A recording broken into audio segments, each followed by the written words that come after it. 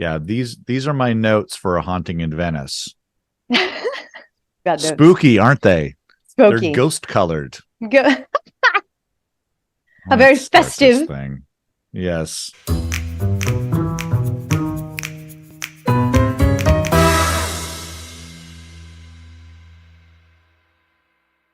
Happy This will be Halloween, fun. y'all. Happy Halloween. Oh, good evening, folks. Welcome to Shall We Compare the It's a remake and sequel podcast, and I am Paul. And I am Jade. Yes. Oh, it's Freaky Wednesday. Freaky Wednesday. Here's what we're doing. We are covering a book, a TV show, and a movie all wrapped up into one, and we're going to do it in under 2 hours because one of these things is not worth talking about that much. Ooh, hot takes. We on fire. No. But we're going to go through Agatha Christie's Halloween Party from 1969. We're going to go through the Sir David Suchet's television Poirot adaptation of is it a Halloween Party or the Halloween Party? It's just Hallowe'en Party. Note that this is Agatha Christie's 31st novel because bitch knew what she was doing. And also note the apostrophe. I am very committed to the apostrophe. I'm in love with the apostrophe. Hallowe'en. Oh, yes. Okay. All right. Well, let's take a trip to Hawaii. And we'll, Hawaii. If anyone wants to know out there why that apostrophe is there, it's because back in the day when it used to be All Hallows Eve, that was like how people referred to the holiday. When it started to be, when we started to condense things because ain't nobody got time to stand around and say the whole word of anything anymore. I mean, Lord knows, literally everything is OM God. It's so it's shortened. So yeah, when we started to do that, people and Halloween became just the word. It was written that way. And the apostrophe is where like the V in evening, All Hallows Evening. Yes, that's that. That's exactly right. You know. We don't have any trivia today, so Jade. I was just going to say trivia. Thank you. To tie this all up in a neat bow, we went out to the movie theater, or to unravel it all into just a mess of yarn on the ground somewhere. A Haunting in Venice, the third in the Poirot-verse. We go through this every time. Just say porridge because you know you want to. Yeah. The porridge verse that Kenneth Branagh has started with his remake of Orient Express. Then he did Death on the Nile, and now he's done A Haunting in Venice. Yeah, he has. I'm going to start. I got to start off by asking you this question because you are the Agatha Christie reader. Yes. Which is the best, the novel, the Suchet adaptation, or the Branagh version? In my very humble opinion, I will say Sir David. Oh, yes. Note the sirs as well. Last time when we talked about Murder on the Orient Express and Death on the Nile, we had a battle of the dames. Now we got a battle of the sirs. That's right. Keeping it royal on the pod. So anyway, just, giving everyone their due sirness. So I will say Sir David Suchet cannot be beaten. I think that what he does with the Poirot series is incredible because more often than not, he corrects he rights any wrongs that may have occurred in Agatha's novels. And there aren't many, but this was her 31st novel. Okay. Right. Bitch was in her 80s. She's getting up there. This was the first novel that she dictated instead of penned, Yeah, I read that. That's great. Yeah. And I think after I read that, I was like, yep, I'm seeing it. I get it. It makes sense. Because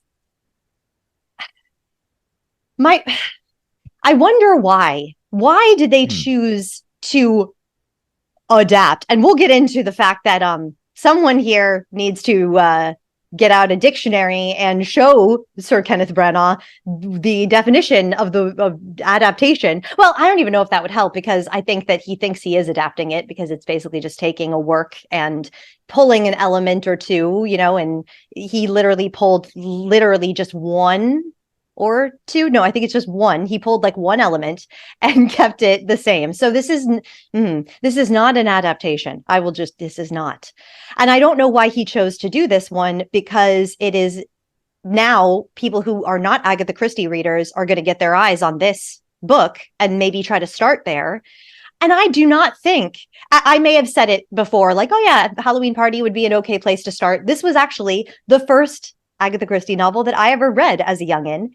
And of course, it was my gateway drug, because Jade's an old ass lady, and anything Agatha Christie, I will just be like, yes, this is my this is my shit. But look, you look great for your old age. Yeah. I mean, I don't know many other, 84-year-old women that look like you, and mazel tov to you. That's thank you very much. Yes. It's all the baby's blood I drink. Cheers to you. Oh, I didn't need to know that. Yeah, that was. By the way, this is pure baby's blood, but it's not helping. You say Suchet all the way. Right, I do. And so to finish my long meandering thought there, when people pick up this novel to read for their first time, they're going to go, wow, okay, never want to read an Agatha Christie again, because I reread this for the podcast, and reading it with a critical eye, thinking in terms of how I'm going to podcast on it, I was struck by how not good the novel actually is. And I've read this several times because it's got nostalgia for me. And I kind of like am transported back to that place in time when I first picked it up. So I like to revisit it, and I like to feel young again. And I was kind of shocked at how it does not hold up. No. Do you think you picked this one out first when you were, you went through the Agatha Christie, you see them all out there because it was Hallowe'en and it was a party? And you see that on the spine of the book, my two favorite cover, things, and you're like, this is going to be fun. I think that maybe was your attraction to this story. Well, the reason that I read this one first is because my English teacher in high school said, "I know what you would like to read, Jade. You old lady, you." Because my English teacher and I were like that. He got me. He would allow me to take all of the Shakespeare tests and quizzes and everything. He would allow me to take them all at once at the beginning of the year, because he knew that I ate Shakespeare for breakfast, lunch, and dinner. And then once I aced them and got them out of the way, he would say, okay, well, the rest of the class is reading Shakespeare. Since you probably know more about that than I do, why don't you do a report on a book of your choosing? So he was a really cool English teacher for that reason. Yeah, because he would treat me like I was special, and I just loved that. So he told me for my summer reading, he was like, I know what you would like for just fun reading, because I read very quickly. And he was like, you would like Agatha Christie, and he goes, start with Halloween Party. That'd be a good place to start. I don't know why he said that, Mr. Fortier. Why? If you're listening, which you probably are. Hey, how you doing, Mr. Fortier? Nice to see you. Thank you you are the reason that I am the way I am. I blame you. So I don't know why he said this. By the way, there was a thank you and a I blame you all in one sentence all there. In one. So congratulations, and Mr. 40. Watch yourself out there, Mr. Now, where does this rank now on your? I know you had a very comprehensive ranking list the last time we did an Agatha Christie. So, I mean, just roughly, is this top third, middle third, bottom third? Well, out of the 50 that I have ranked, because I recently during COVID, I spent my time. We all had our things we did, and why not? I binged Agatha Christie novels because I'm an old lady. So I started to rank them. So this is because the Dame and I know what we're doing. This so happened to find itself at number 13 in my ranking. Oh, so upper end. Yeah. But do you feel like that's nostalgia based? Oh, totally. Not because no, this is not good. This is not good. No, but I enjoy it because it's personal. So yeah. Yeah. Here's what I think happened with Branagh. Here's my scenario with Branagh. He's done Orient Express. Everybody knows this title. It's been done before. Great. It's a big hit. It's a huge hit internationally, especially. He does Death on the Nile. Also a very recognizable title, less of a hit, but still made money internationally. So they go back to him and they say, okay, here comes the third one. What do you want to do? And they're like, well, let's release this right before Halloween. Is there something Halloween-y in her collection? There has to be. And they're like, well, let's see. Oh, Halloween party. That sounds fun. Then they read the book and they go, well, it's in the English countryside and it involves the murder of 2 children. And let's put it in Venice. I've always wanted to go to Venice. Venice will be great to shoot. It'll be fantastic to shoot. And let's, instead of making the victim a 13-year-old girl named Joyce, let's make her Michelle Yeoh.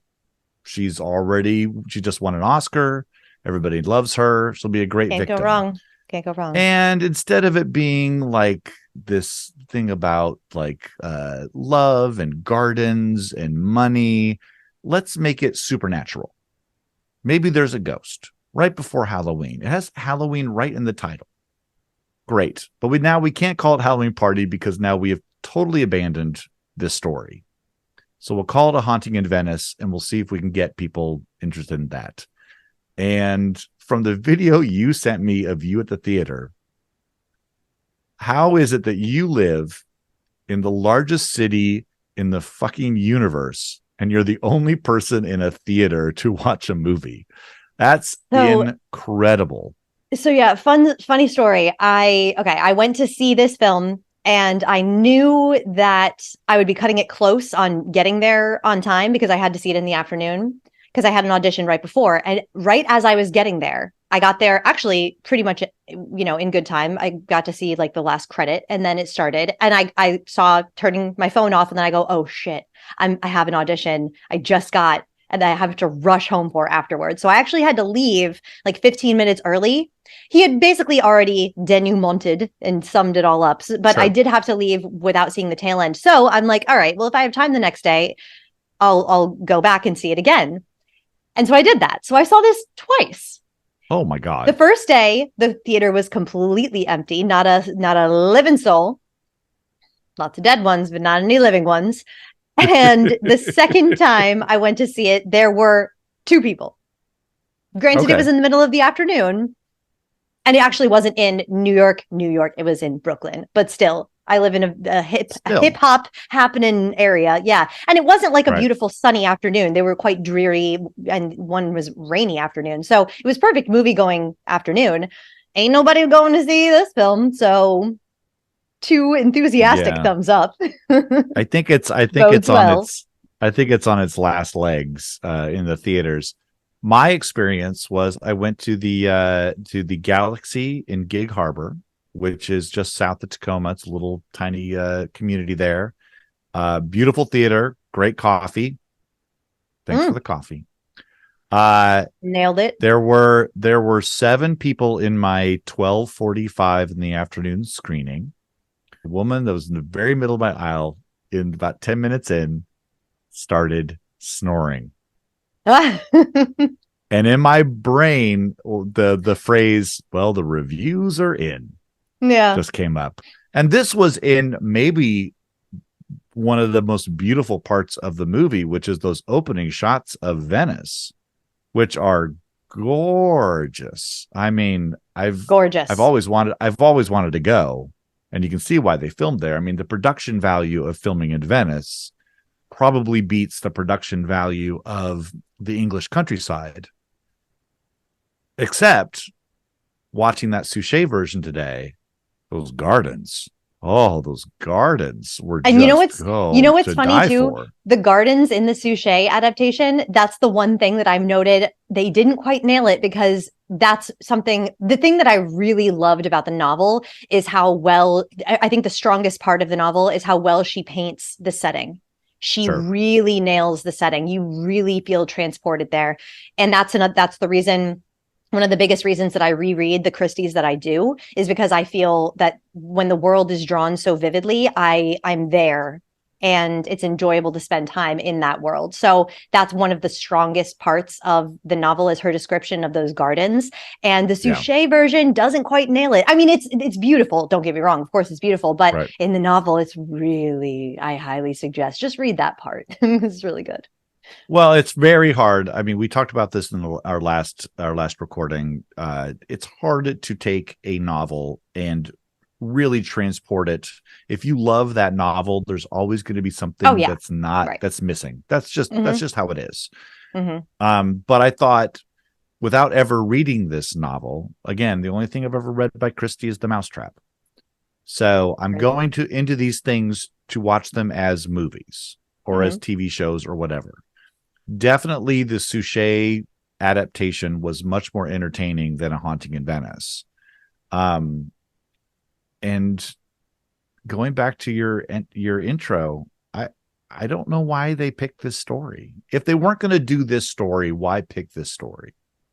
You know, it's what I'm saying. And what I want to know is, are you actively trying to anger the Agatha Christie loving audience, Kenneth Branagh? Is that the goal here? Because I feel that we, as Agatha Christie lovers and readers, we are the soignés. We are the VIP. We've logged the hours, and we are the reason that you're able to have your projects funded, because the readers of Agatha Christie novels and the people who've made it popular over the decades and decades that she's been so ridiculously popular, we are the legs that you must stand on, sir. So respect, please. I feel that because it angers me that he calls this an Agatha Christie adaptation, because this is actually quite just as much based on the Mrs. Marple novel Nemesis. And it's got elements of the Pale Horse. Okay. Yeah, there's several different novels that it's pulling from, but also you could write any old person on the street could write a murder mystery and call it an Agatha Christie adaptation of novel insert here, because guess what? She did it all in all of her hundreds of times that she wrote murder mysteries. So I don't even know that he was trying to pull from Nemesis or Pale Horse or other novels that have similar elements. I think it's just happenstance because Agatha Christie paved the way for murder mystery tropes and every murder mystery element under the sun you could think of, she wrote it. So the fact that he's saying this is based on Halloween Party is a lie. It's insulting. I'm going to try not to be too ranty. I'm not making any promises. I don't want you to hold back. And let me just... I'm here for ranty Jade. Okay, good. I'm here for anti-ranty. Anti-ranty, that's me. and let me just say, like, as a film, though, there are a lot of great things about this film as a film. As an Agatha Christie adaptation, right now I'm talking about it. It's horrific. Horrendously horrific. It's damaging. It's damaging to what Branagh is trying to do, which I think is a noble effort. It is. You start with the first two very recognizable movies, The Orient and the Nile. You start with those two. Great. Everybody knows those titles. And for the most part, people kind of know the twist to Orient Express. Death on the Nile is a little bit less of a known story, but you start with these two very recognizable things, and then the world is your oyster. If you're going to keep playing Poirot, you've got 33 titles to work with. You've got 2 down. You've got a lot more to go. I mean, I don't know why they picked this one. Yeah, I don't know. And they didn't pick it. That's the answer. They didn't pick it. Yeah. They did not adapt Halloween Party. There is so little that is Halloween Party in this film. The biggest thing, it's shocking. It's shocking, like beyond shocking. It truly. And there's a book they re-released. HarperCollins re-released Halloween Party, the novel, with the book title. That it's Halloween Party is on the title, but it's really, the book is called A Haunting in Venice. I have a friend, my friend hadn't heard that this was the next Kenneth Branagh remake. And she just said, there's a new Agatha Christie, A Haunting in Venice. I hadn't heard of it. And I said, look a little closer, babe. Look a little closer at the title. That's not a haunting. There is no haunting in Venice. I said, what they're doing, because I looked it up and I'm like, oh no, it's the next Kenneth Branagh adaptation. So they're cash grabbing, like so shamelessly cash grabbing. It's mind boggling. The biggest thing too that mind boggles me is that because you kept nothing from the novel, nothing. The only thing you did keep is that the murderer's name is the same. So you just then even ruined it even more for the people who have read the novel, because nothing about this is the novel. So I could go in having read the novel and still be surprised, but I'm not surprised because the murderer's name is the same. Why? Just why? Well, and to ruin it for the Agatha Christie lovers. It's like he's actively trying to hurt us. It's weird. And the victim's name is the same, but Yeah. Joyce Reynolds in the book and in the adaptation is a 13-year-old British girl. Yeah. And in the movie, she's Michelle Yeoh. So why is the only person of color have the whitest name? It's so weird. It's just so weird. And this is the thing. I don't want this to sound like I hate Kenneth Branagh, but you're trying my patience. It doesn't. Kenneth Branagh, you're trying it. You're trying. This is the first of these that I think is a fail because and it's not a fail. That's the thing. It's not a fail. I actually like this one best out of the three. Spoiler alert. That's my opinion. Yeah. This one entertained me the most. Slow down, everybody. Wow. Yeah. I found A Haunting in Venice to be one big meh.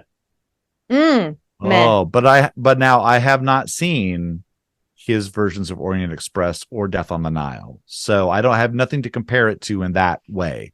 So if you're telling me those two are worse, I ain't going back to see those two. That ain't happening. The Death on the Nile is just egregious. It's just so well, when you told me in the last recording that they went outside the train, I was like, well, that's it. That's not, Orient Express was fine. It just kind of bored me a bit, and he changed things for reasons that just further undid the logic of the plot. You know, when you try to change things to make things new and inventive and different, stuff starts to fall apart, and the structure starts to crumble a little bit, and then you start to see really gaping plot holes. Like, I'll give you an example. In Death on the Nile, two major character changes were made. So you know the story of Death on the Nile. The Angela Lansbury role of the Salome Otterborn, the writer, she was changed to a Black singer who wasn't failing. She was very successul. She was a blues jazzy singer. Then they changed the Lynette character, the victim, to be Israeli. Because it's Gal Gadot. Right. Right. That makes sense. So then there's a lack of reason as to why Salome Otterborn has a motive to kill Lynette, right? When she was Angela Lansbury, when she was a writer, a smutty fiction writer, she had written basically Lynette's character into the book, and Lynette was like suing her for libel. So that was a reason that she had to maybe be the killer. So they had to come up with a motive now because there's no more writer. And so her motive was, a long time ago when I was at this swimming pool, Lynette made a big deal out of having to swim with as she says, a colored lady. She calls herself that. And she the balloons. Did you see the balloons? What happened? I just did. I did it again. God. It's A Haunting in Zoom. Say that last line one more time. Let's see what happens again. Oh, I don't remember what I said. You remember what you just said? You said that she was a colored. Yeah, she calls herself a colored person. Okay. Like racism activates it. Maybe I don't know. I did it before with hearts. I don't know how it happens. I don't know what's going on. I don't know. I've said Orient about 5 times now. So, and I've got no balloons. Come on. No balloons. No party. Give me some balloons. Party for the racists. I get no parties. That's Lord, hilarious. This is getting dark. Dark times. So, okay, the point is they had to write a motive for the Salome Otterborn character now that they've made her a Black jazz singer. And so she says, Lynette called me. She was upset that she had to swim with someone of my race. And so there's a line that she says, she calls Lynette a white lady. That H in there. She does. She very much accentuates the white. She shamed you in front of your world. Monsieur Poirot, if I put a bullet in everyone who took a pot shot at me for not keeping to my place, the world would be littered with dead white ladies. So you see what I'm saying is that you've changed the race to be different, to be modern. You've changed her profession to be more interesting. I don't know, so that you can have the music element, which was nice. I mean, the music was probably the best part of Death on the Nile, and that the singing was excellent. But now you see what I mean is like the motive is very, very weak and also inaccurate. She's not white. Right. Why are you calling her white? She has an accent. She's very, very strongly not white. You didn't tell Gal Gadot Right. to do an American anything. You said lean in, be yourself, have your own normal, strong accent, Gal Gadot. So you see what I'm saying is that like structure starts to crumble and fall to pieces when you change things for the sake of changing things. And the Orient Express was very faithful, the most faithful. I'm not going to say very, but it was quite faithful. And then Death on the Nile, he started to really get a little liberal and change things more. And now with Halloween Party, it's just laughable. And so, okay, there's a big issue with Halloween Party. It's hard as a novel to read and really love, and it's very difficult to adapt because it deals so much with the past cold cases, past crimes, and everything is told, not shown. Obviously, in a novel, it's all told because it's a novel, but that was a problem that I had with the remake that I think Suchet adaptation does very, very well. After I saw the movie, I came back and I had some work to do, but I thought, well, throw on the Suchet, and then realized it was a completely different story. So then I was like, okay, I can't watch this now because I don't have any reference points. I have no reference points. As soon as I figured out that Joyce Reynolds was a 13-year-old girl, I was like, I got to put this down and think about like get my work done. And so then I watched it today. Enjoyed it in that sort of BBC, English mystery way. Right. If you're doing a BBC adaptation, you better make it as accurate as you possibly can. I would assume that more fans of Christie are watching that adaptation and skipping Haunting in Venice because they've probably heard the news that it ain't that it's not an adaptation. Yes. But I enjoyed it. I really like his portrayal of Poirot. I still think Ustinov is my Poirot. Sure. And that makes sense because you haven't read the novels. Yeah. Ustinov is so freaking watchable. He's just he's what a guy. He's just wonderful. And I was dying in both Suchet and in Branagh to get a little bit of that Ustinov levity that was very lacking, but I really enjoyed the fact that Suchet gets angry. His Poirot gets morally indignant and in the right places.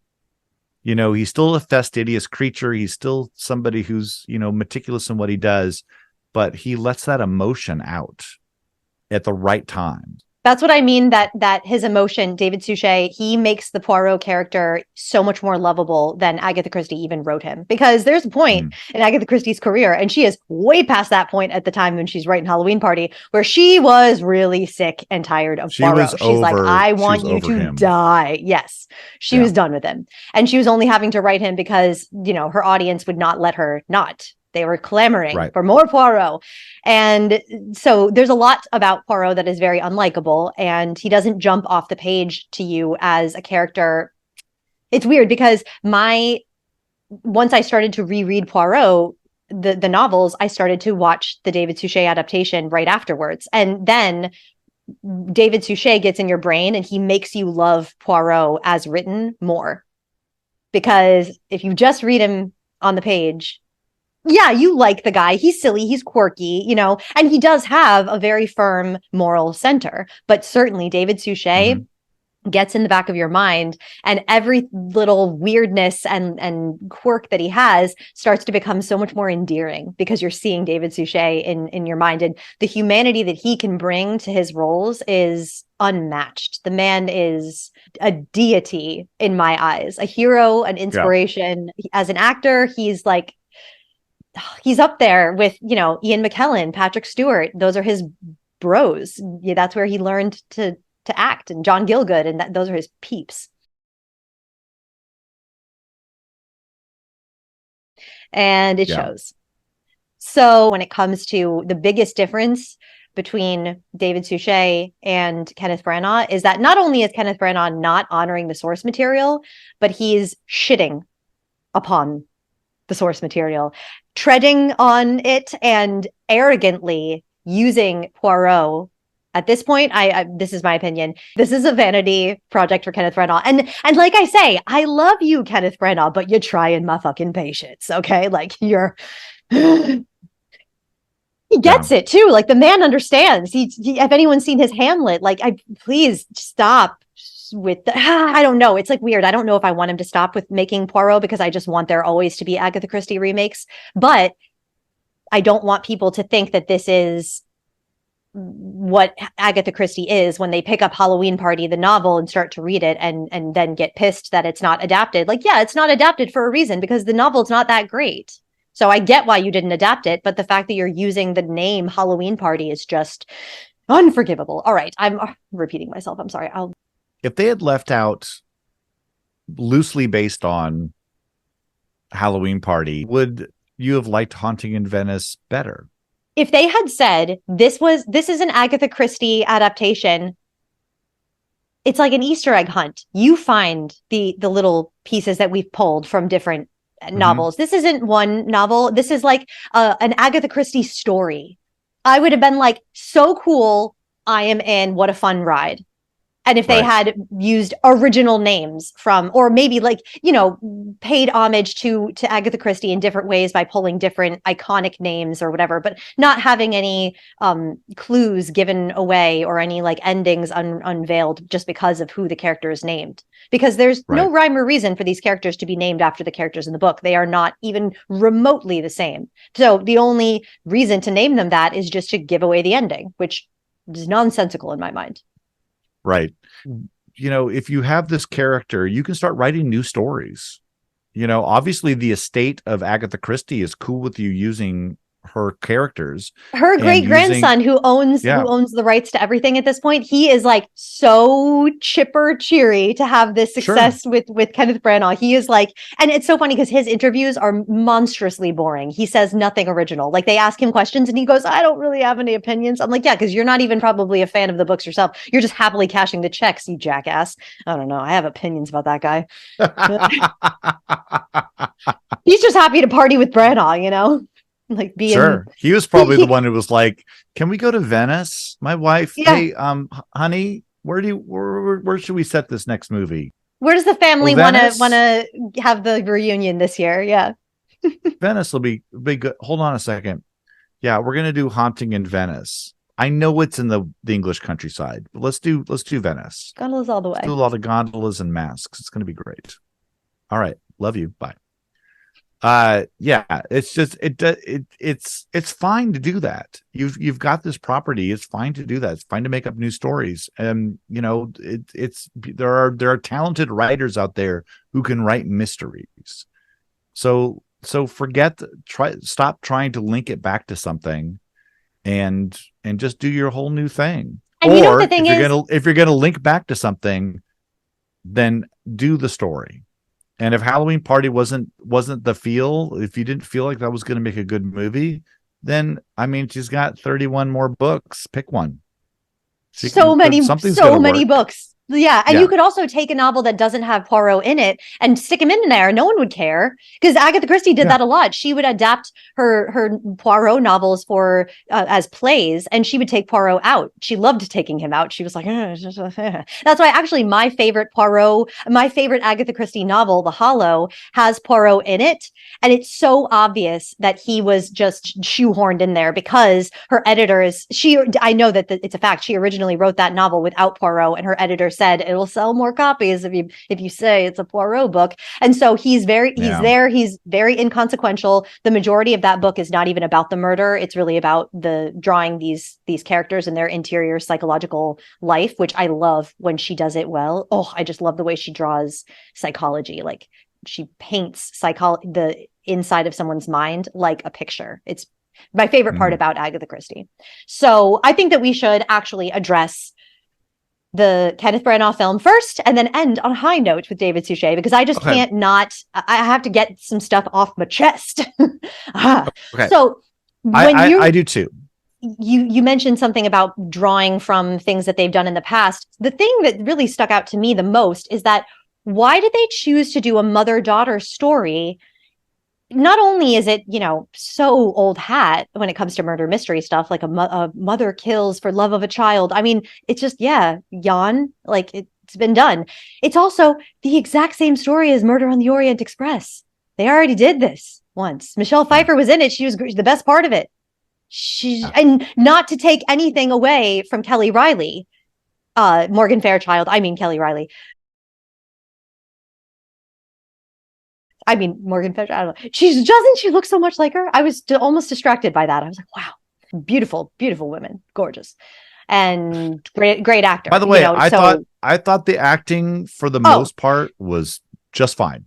Okay, just reasons fine. that this is my favorite, because the acting is far and away the best. I think the script is the best. I also think that Poirot was the least offensive because he's had time to really work on that Pepe Le Pew accent. And it's not great, but it's a damn sight better than it was in Orient Express and Death on the Nile. Death on the Nile, it felt like he wasn't even trying. Like he might have been drunk the whole time. I don't know. Orient Express, he was really fresh and new at it. And I think that the fact that Kenneth Branagh is doing his Branagh thing where he's literally doing everything, it hurts him for these reasons because he doesn't have enough time to really put the work in when it comes to characterization and accent, huge part of it. And I think a French accent, I love accents. I love to imitate. A French accent is a place that I will never go because it's that difficult. It is one of the hardest accents for an American or an English person, whatever, to imitate. It's not something you can just, I'm going to listen to an audiobook or I'm going to watch a YouTube how-to video and I'll get my French accent. No,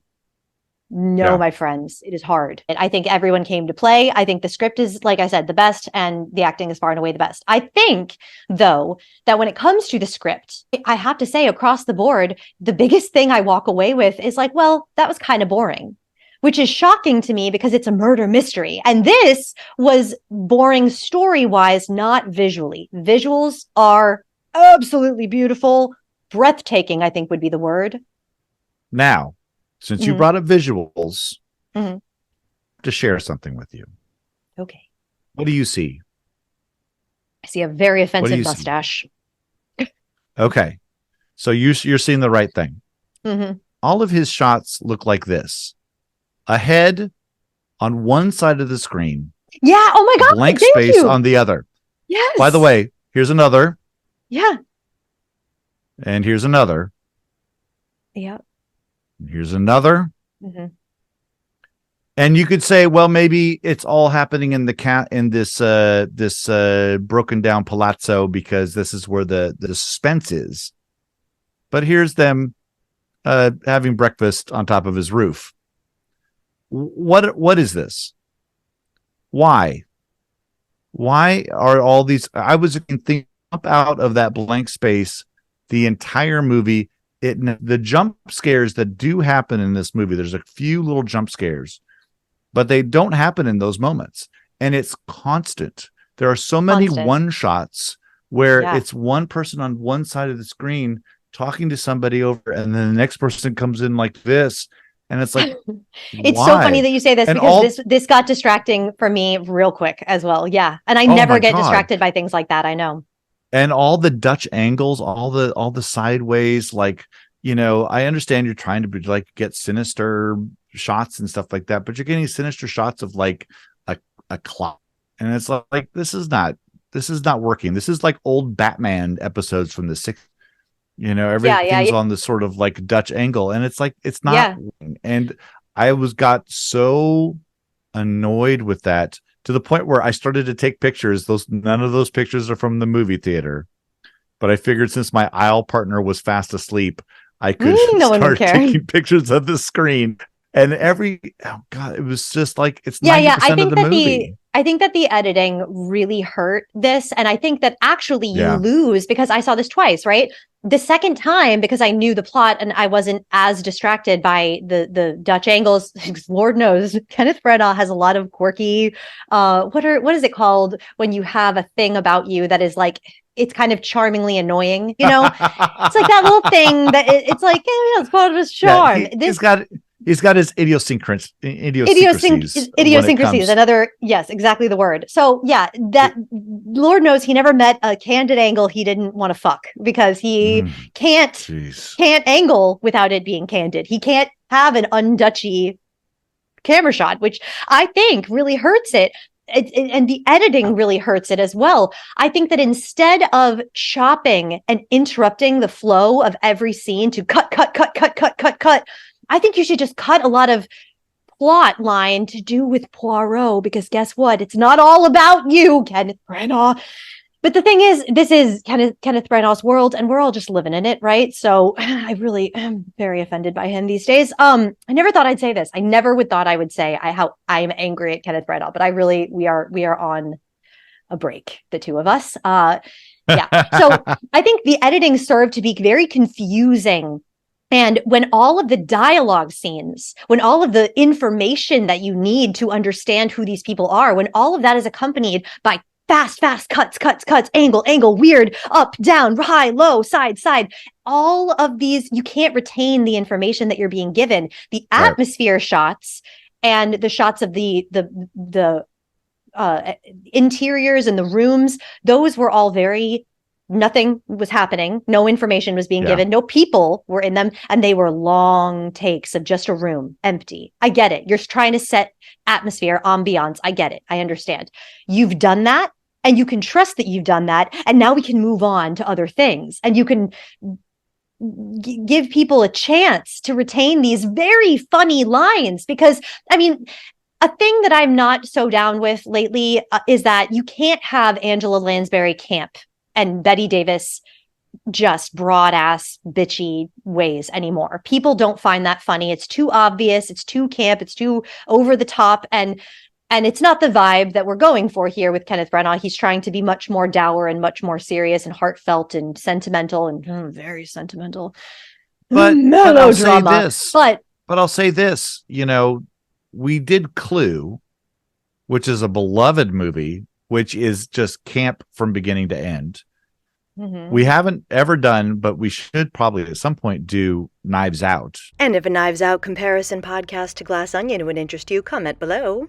Which definitely has some campy elements to it. Totally. Not to the Clue Death on the Nile camp level, but definitely have some exaggerated modern camp moments. Mm-hmm. Modern camp, very modern camp. And, Michael Shannon and all those guys are doing very modern camp.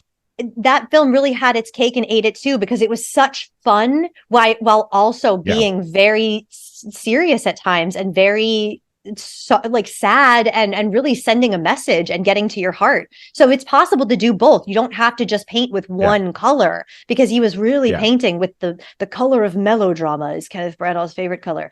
But there's humor in here. And like I was saying, the trend now is to have humor be underplayed, so underplayed that it is mumbled. I mean, there's so much humor that people are going to lose when they see this only one time. I did not catch any of these funny moments. There's a moment where the bodyguard trips the Maxime guy, and he says, or no, he doesn't trip him. He doesn't trip him. That's someone else. He just says, when he's trying to escape, he goes, "You won't get far on a broken leg." And the way he delivers it is hilarious. Flew right over my head, because it is mumbled in this very thick accent, and with the sound design the way that it was, and with the quick cutting, I could not retain that was even a line the first time. I was too distracted trying to figure out what was going on here. There's another moment where Desdemona runs away when she's accused of stealing, and Olga trips her, and she goes, "If I'm stuck here, then so are you." I laughed out loud. It was so funny, but I did not catch it the first time because I was just trying to figure shit out. You are confusing the shit out of people, and you are shooting yourself in the freaking leg. Pun intended, Death on the Nile fans. So yes, Tina Fey. Let us talk about Tina Fey. Now, Ariadne Oliver is probably my favorite Agatha Christie character written. And she makes a couple of appearances in her later novels because she is Agatha Christie herself, poking fun at herself, putting herself in her own novels. After she got to a certain age, she's like, "Let's have some fucking fun, man."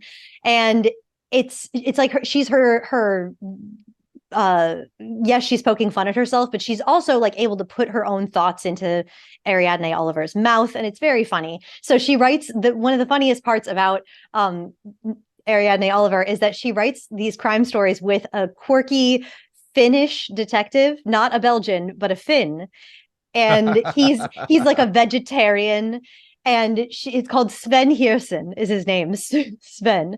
And there's this part in the David Suchet adaptation where one of the little Joyce, the little child, asks her, "Why a Finn?" And she goes, "Why indeed?"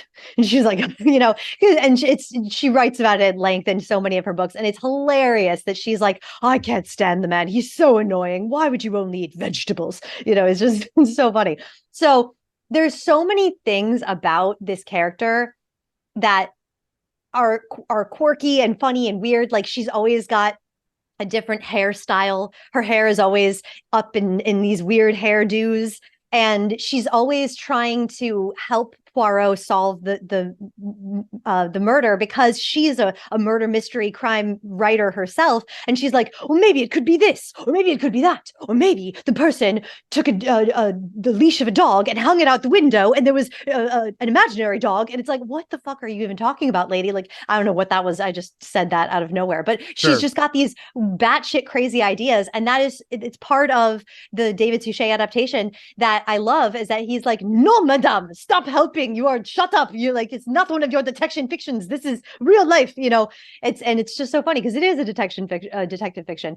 And there's this thing about her that she loves apples, right? She always eats apples, right. And it's a huge part of all of the books. And in Halloween Party, it's like the moments of humor that are in the book is when she's like, I don't like apples anymore. I hate apples now, because the child dies in the bobbing for apples tank of water, and she's constantly saying like, apples are terrible. I'll never eat an apple again. And she's just so. I'm doing the voice that Hugh Fraser does for her in the audiobooks. It's fabulous. I fucking love the Hugh Fraser all the time, of course, but the audiobooks when he gets to do Ariadne Oliver's voice he just does this old lady voice that kind of sounds like Julia Child in this kind of a certain way, and she's so inspirational for so many different voiceover characters that I have done. I draw from like Hugh Fraser, and I listening to Hugh Fraser do Ariadne Oliver it's my definition of joy and happiness. It's just so great. And so why, oh God, why cast Tina Fey? It's like, you're not helping the character of Ariadne, and you're also not helping Tina. It's like they knew that they wanted to cast her, but they didn't write for her at all. They did not tailor the script to flatter her in any way. When I say that Tina Fey is bad, I mean bad in the sense that we all have styles of clothing, right, that don't look good on us. Like, everyone can put on a shirt or a color or a dress or whatever, and it's like, oh God, that is just not the cut for you. That is just not a flattering color. It doesn't go with your skin tone. It's a bad look. We've all got the thing that even the most gorgeous person in the world. Tina Fey is ridiculously talented. This was such a bad look for her. I want to pretend that I can't unsee it, which is really tragic, because I want to try to unsee it. I don't want to ever remember Tina Fey in this way. I had to rush home, throw on an episode of 30 Rock, and wash it out of my mouth, because I can't have this image of her in my mind. She is so out of place here, so uncomfortable, but also the script for her. Why? It's like they did this lazy writing thing where, because she's so quirky in the novel, they wrote her to say words like spiffy and vamoosh. And she has this one line, I've seen a million psychics, each one a flim-flam fake. It's like, bippity-boppity-boop, we have a quirky character. I say words like flim-flam. Look at my funny little hat. Like, I'm quirky. It's like, lazy up and down the street. Bitch, this is so cruel to do to her, to do to Ariadne, to do to the fans of Agatha Christie. I mean, Kenneth Branagh, you are better than this. The biggest advantage that I have is that I've never read the books.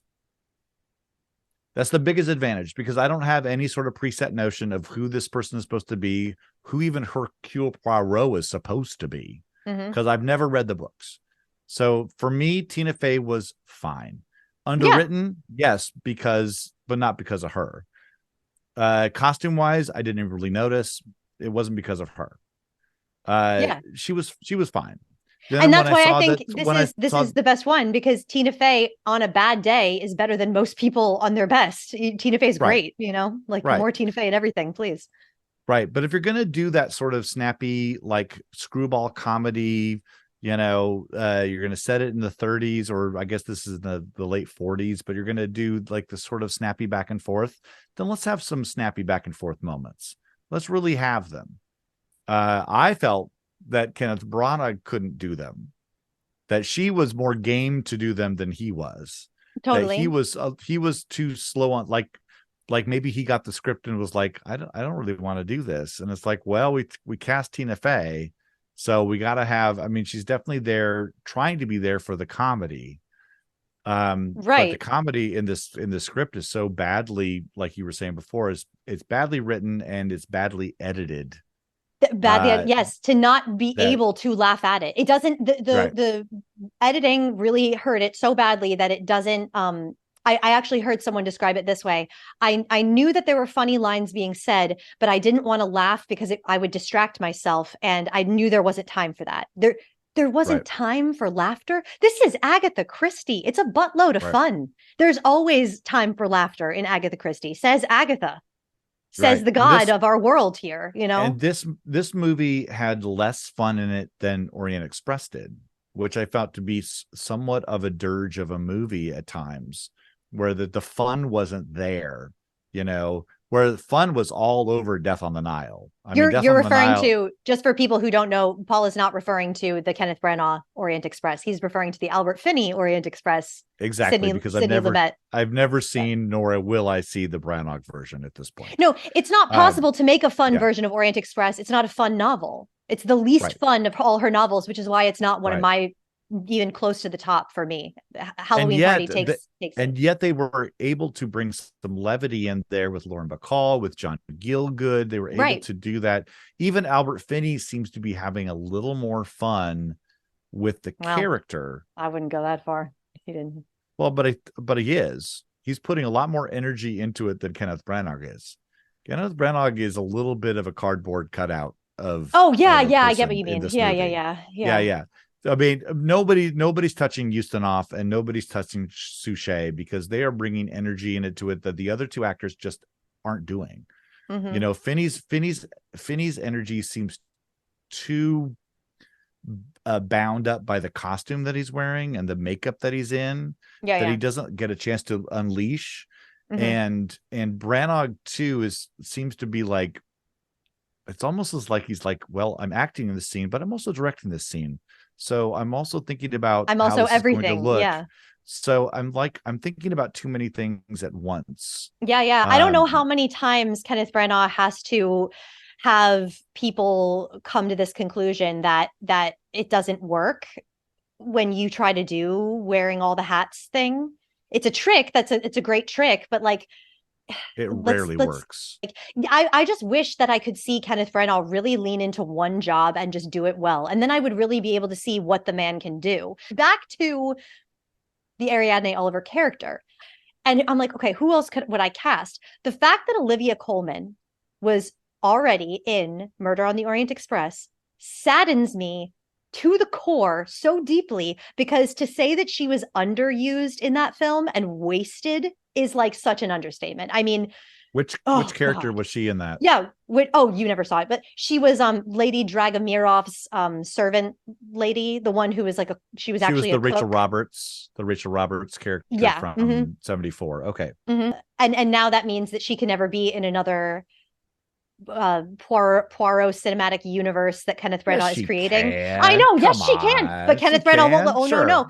Kenneth Branagh won't let it happen, because he has gone on record saying he's trying to build an MCU like universe for Poirot. So the realism in this world, Olivia Colman has had her time, and it is very sad because I wanted to put Olivia Colman in Death on the Nile and have her play, like, let's make the Salome Otterborn Angela Lansbury role. Let's keep that and keep her the sexy drunken detective, sexy Olivia Colman would kill the modern version of Angela Lansbury. Yeah. She's like, but she can't. It's so sad.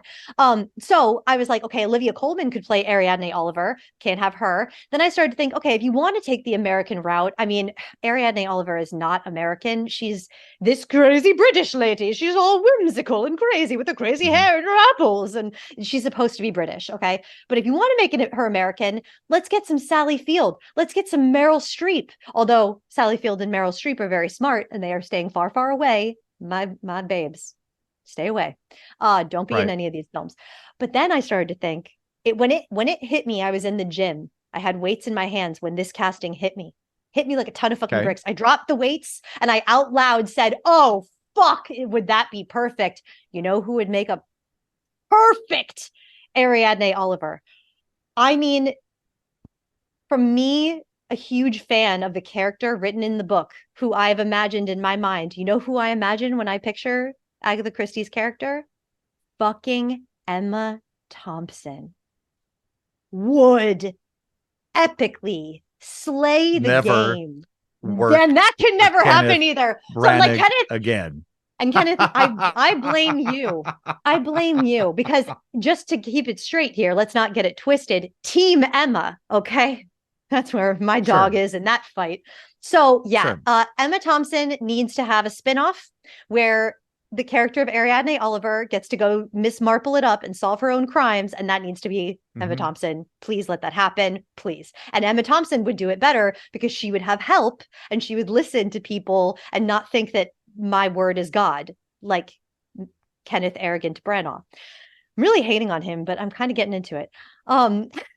So yeah, no, Tina Fey's accent is like all over the place. This snip snappy Mrs. Maisel thing is not her bag. She's so modern. It's not, no. Another thing though that I don't like is what they did to her character in the storyline that they gave her, because as she says, I only eat apples till dinner. Like what? Like what? Yeah. And not a one single time in this whole film do we see her even holding an apple. I mean, she holds an apple to hand it to the bodyguard guy when she's you know, that would be such a funny prop to have her just kind of like munching loudly on an apple while Poirot's trying to solve the crime. Like what a great little moment of levity that wouldn't require any dialogue, just to have her like always have an apple in her hand, you know, just missed opportunities. Yeah. If you're going to introduce that as a character thing, this is a movie. We need to see it. Yes, you can't just say, and like, because the world at large doesn't know Agatha Christie. We haven't, you know, most people haven't read her books. So just by saying, oh, this way of introducing her is through an apple, I'll know who it is. And then to never see her eat an apple. Yeah. I mean, literary adaptations are tricky, but the movie has to stand on its own. And as a person who's read a lot of books and has seen a lot of movie adaptations, I don't care if you change it. I don't care if it's not right. No, there's probably a million actresses that could do that part as well or better than Tina Fey. She didn't bother me because I've never read the book, so I don't know what she's supposed to be. I watched the Halloween party was Zoe Wanamaker playing. Yes, she was great. So a different take on the character, and I was fine with her too. I believed both of them. And I had no reason not to believe they were who they said they were. So I was fine with both of them. There were so many other problems with Haunting in Venice that Tina Fey was sometimes a breath of fresh air. The thing, I mean, aside from her being terribly American and not in the, I didn't buy her in the period at all. I just think that she's very modern as an actor, and her energy is just, it stood out in not a good way. I get that she's supposed to be a different kind of character, and like you said, a breath of fresh air, but it just she didn't fit. I think I would have noticed it even if I wasn't a fan of the books, but I can't say that for sure because I'm so in the mindset of a fan of the character as written. Right. Zoe Wanamaker is not, she's not very different, but she is doing her own thing than what is written Sure. in the novel. She's not trying to, like in the way that David Suchet is so faithful to the written Poirot, Zoe Mhm. Wanamaker is doing something that is, she's bringing herself and she's letting herself Right. be. I mean, as an actress, you want to Yeah. do that. You want to bring your, if you're given a classic part, what are your Blanche Dubois, your Yeah. Ophelia, your whatever. Yeah. You Yeah. want to bring your own sauce to it. You want to bring Mhm. your own spice to it It's because like that's what it's it just is. it's luck, I think, that David Suchet was born to play Poirot because he's bringing himself and he's also exactly what Poirot is as written. Like it's Right. uncanny the way that he is a character jumped out of a book. It's just like Which that's why which I it's he played it for so long. which I think is what you have to do for television because movies are star based. You have to have a star. You're not going to watch a movie of a bunch of people you've never heard of. Television, though, especially like that's going to attract the faithful. That's going to attract the people that have seen it. They Yeah. know that they're going to get that sort of thing. Whereas, the reason that Because this cast they're is not getting Dutch angles and candid shots of weirdness and right. avant-gardeness. You're here for because you love Agatha Christie if you're watching Poirot, David Well, Suchet, and yeah. you're not trying to sell it to different markets, right? I mean, Michelle Yeoh is in this to sell to a market. Tina Fey is in this to sell to a market. Those actors that I don't know who they are. I think the Kelly Riley is on Yellowstone. Yeah. I mean, you're selling to a market. The guy who played Maxime, who's obviously American, but his name is Maxime, Mm-hmm. and he's talking about going to New York because he wants to be a New Yorker, but he didn't even. I mean, I don't even know what that character is. That was one of my favorite lines. I'm going to be a New Yorker, a rich one, which is the only kind worth being. And then he said, "Come That's visit me. I'll buy you a hot dog." And I laughed very hard at that. That was the funniest line of the whole film By the in my way, mind as a I'm New right there Yorker. with you. I'm right there with you. It's like when I come to visit you, I demand a hot dog. We're going to what is it, Papaya? Was it Papaya Papaya King? dog. Papaya Papaya dog. dog. Mhm. We're going to that. Oh yeah. I've had New York hot dogs. It's fine, guys. It's fine. We'll I go have get the never. pastrami sandwich. Well, of Yeah. course, they're trying to get other people involved, and He makes these really, really funny, strange casting choices. And I think it's because he just yeah, wants to cast his friends, which I get. I so get it. But you have right, a lot of friends, sir. right, He's got a weird eye for casting that I do not always agree with. And when it's bad, it is really, really bad. But can we talk about sure, some really good casting? Some okay, really, really good casting. MVP for me of this film. You want to guess who it okay. was? Let's get into it. MVP of Haunting in Venice. Tell me who yours is. Michelle fucking Yeoh. Hello. Oh, well, Yeah. the problem is that when she shows up as Joyce Reynolds, by the way, I kind of like the fact that they kept the name Joyce Reynolds because it adds into this idea that she's a charlatan and she's Yeah, yeah. really the person who she is. She's Yeah, like, yeah. I'm a mysterious Asian woman. My name is Joyce Joyce Reynolds. Reynolds. Yeah. I love that. Yeah. It's so obviously Um, not her real name. It is quite funny. You're right. but what happens especially with these Agatha Christie adaptations, I was like, oh, you're the first to die. You're the person that's good, and then we're going to be doing this for the time. So Yeah. I didn't get too attached to her because I knew that she was not long for this movie. Hmm. But I mean, I love Michelle Yeoh. So Michelle Yeoh, like I said, I saw this twice, and I was thinking to myself when I knew I had to leave early, I was so okay with it after the first half of Mhm. seeing this because I knew that I would have absolutely no problem at all with shelling out another $12 because truly it is not even an expression. It is not hyperbole to say her 15 minutes in this film is worth the price of admission. I know I did it twice. It was worth it both times. Yeah, I am not mad that I spent money to yeah, see her. Oh my God, it was so good. Just yeah. okay. All right. Her Also, I gotta say, her scene's not choppy. Long takes, holding on her face. Yes. Very Yes. smart, very easy, and very just, I connected with her so strongly. I mean, everything was just working in Michelle Yeoh's favor. This performance deserves so much praise. It's just not even funny. She's like But feeling it I'll say, to her toes, this role, when she dies, the movie goes dies. south very quickly. I was so sad when she died so soon. I mean, I knew it was coming, but and especially like all the stuff we've been talking about with the weird shots and the editing and stuff like that, all of that stuff comes after she dies.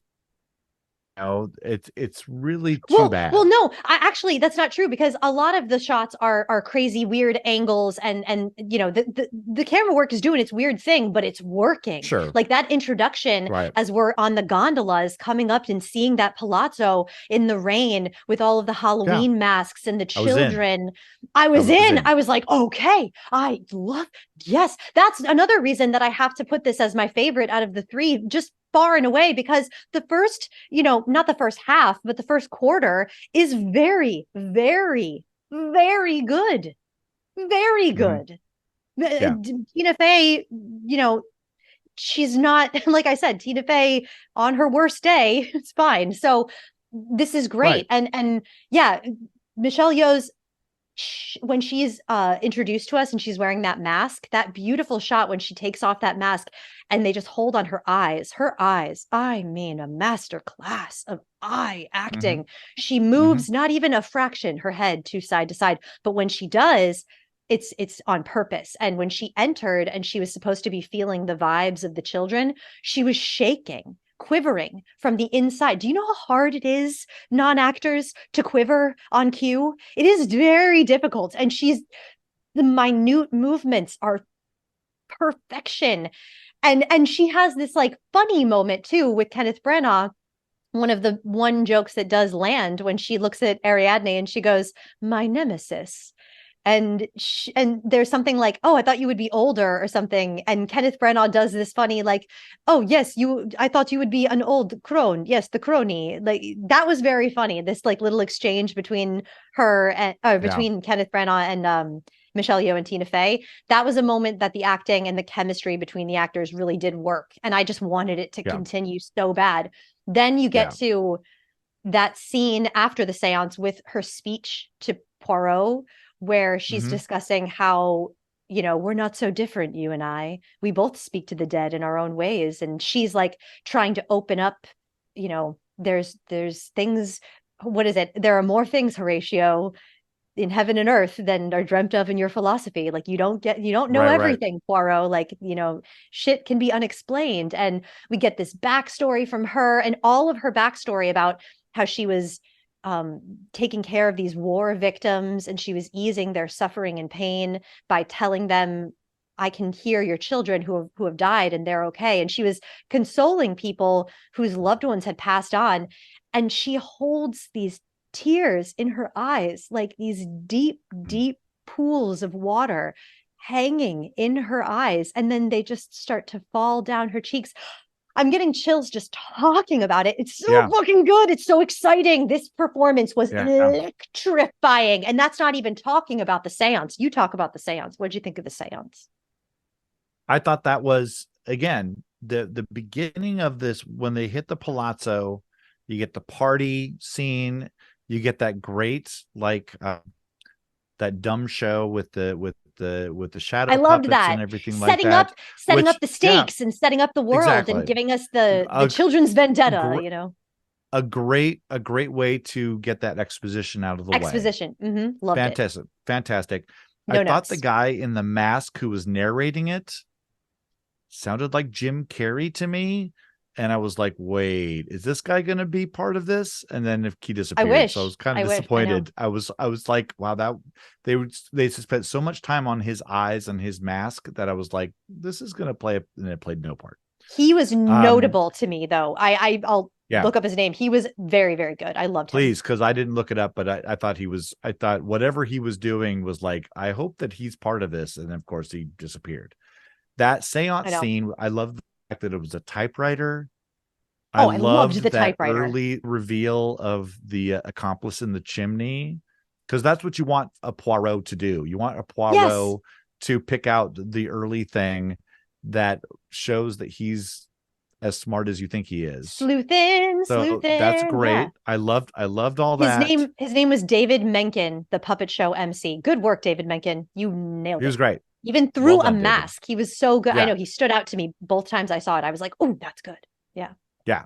Yeah. He was really, that exposition was coming through very, I wouldn't have picked up on all the children's vendetta thing if it wasn't for that dumb show that they did. And I really And appreciated that. also, an example again, in the beginning, the editing was working with the script, not Yeah. against it. It was serving me that this was all the information was going down smooth as butter. I was swallowing and chewing and swallowing, and it was everything had its time. I was able to laugh at the little crony joke. It was great. Yeah.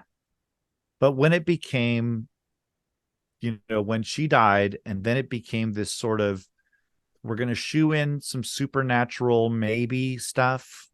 Like maybe there's some supernatural stuff going on. Yeah. Like as soon as that honey came out of the closet, I was like, oh, we're going to go into hallucinations now, are we? Mm-hmm. Because that's the only way we can explain any of this, is that he's hallucinating. Right. And again, this is not the story of Halloween Party. No. Yeah. Not at all. This is an attempt to do a Halloween season movie that that young people will see because they think that there's a ghost in it, or they A think shameless there's some cash evil grab. spirit. Exactly. Yeah, I knew that we were that's getting. the thing that really kills it for me, is that's what it is. It's not anything else. That's what it is. I knew we were getting into the dangerous territory when that chair started spinning like a Disney ride. I was like, why? Why are we? It killed it, because Michelle Yeoh's performance as she was pulling at her face and her skin, she was so in. And every time that chair and those overhead shots, I was like, wow, this is distracting. Wow. Yeah. Now all I can see is the fact that is an animatronic chair that's planning to do. I was like, it was so annoying and frustrating to me, because I'm like, kind of thread out, you're actually actively, by trying to do more, you're doing so much less. It's like less is literally more. And when we get into the back to the Tina Fey storyline, things stop making sense when she is like, aha, you've been stumped, Poirot. Aha, I can see that you don't have all the answers. And he was like, I cannot explain all of her methods. No, I cannot explain. But it's like, what do you mean? You did explain all of her methods. What couldn't you explain? She didn't say anything concrete. She just kept screaming, you killed me, you killed me, you killed me. She didn't say who.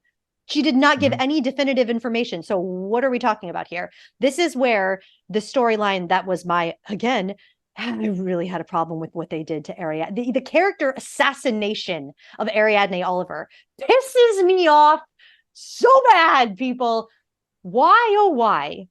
First of all, did Poirot become famous because she wrote a book about him? I'm sorry, what? What? No. That's Ariadne's assessment. Again, I've never read the books. Yeah, I don't know this character. Good point. Okay. So yeah, that doesn't mean it's true. That means that's her point of view. That's a good point. Okay. Makes me like her even less then, because going further, she goes, then when it turns out that like her and the bodyguard are like going, plotting behind Poirot's back and working with the Joyce, that was a weird one. That was weird. The fuck? Because first of all, and how did Poirot figure it out? Like, it makes no sense. It's so shit. And like, there was no payoff for it. You know what I mean? You can have new storylines, and I get that they put that in there to have one more twist, to have one more mystery element, that like, oh, this person's not who you think they are. It's not just about who killed this girl or who killed Joyce. It's about, oh, Tina Fey is lying and hiding behind your back. It went nowhere. That's what angers me about adding it. And also the fact that she was a bitch to him.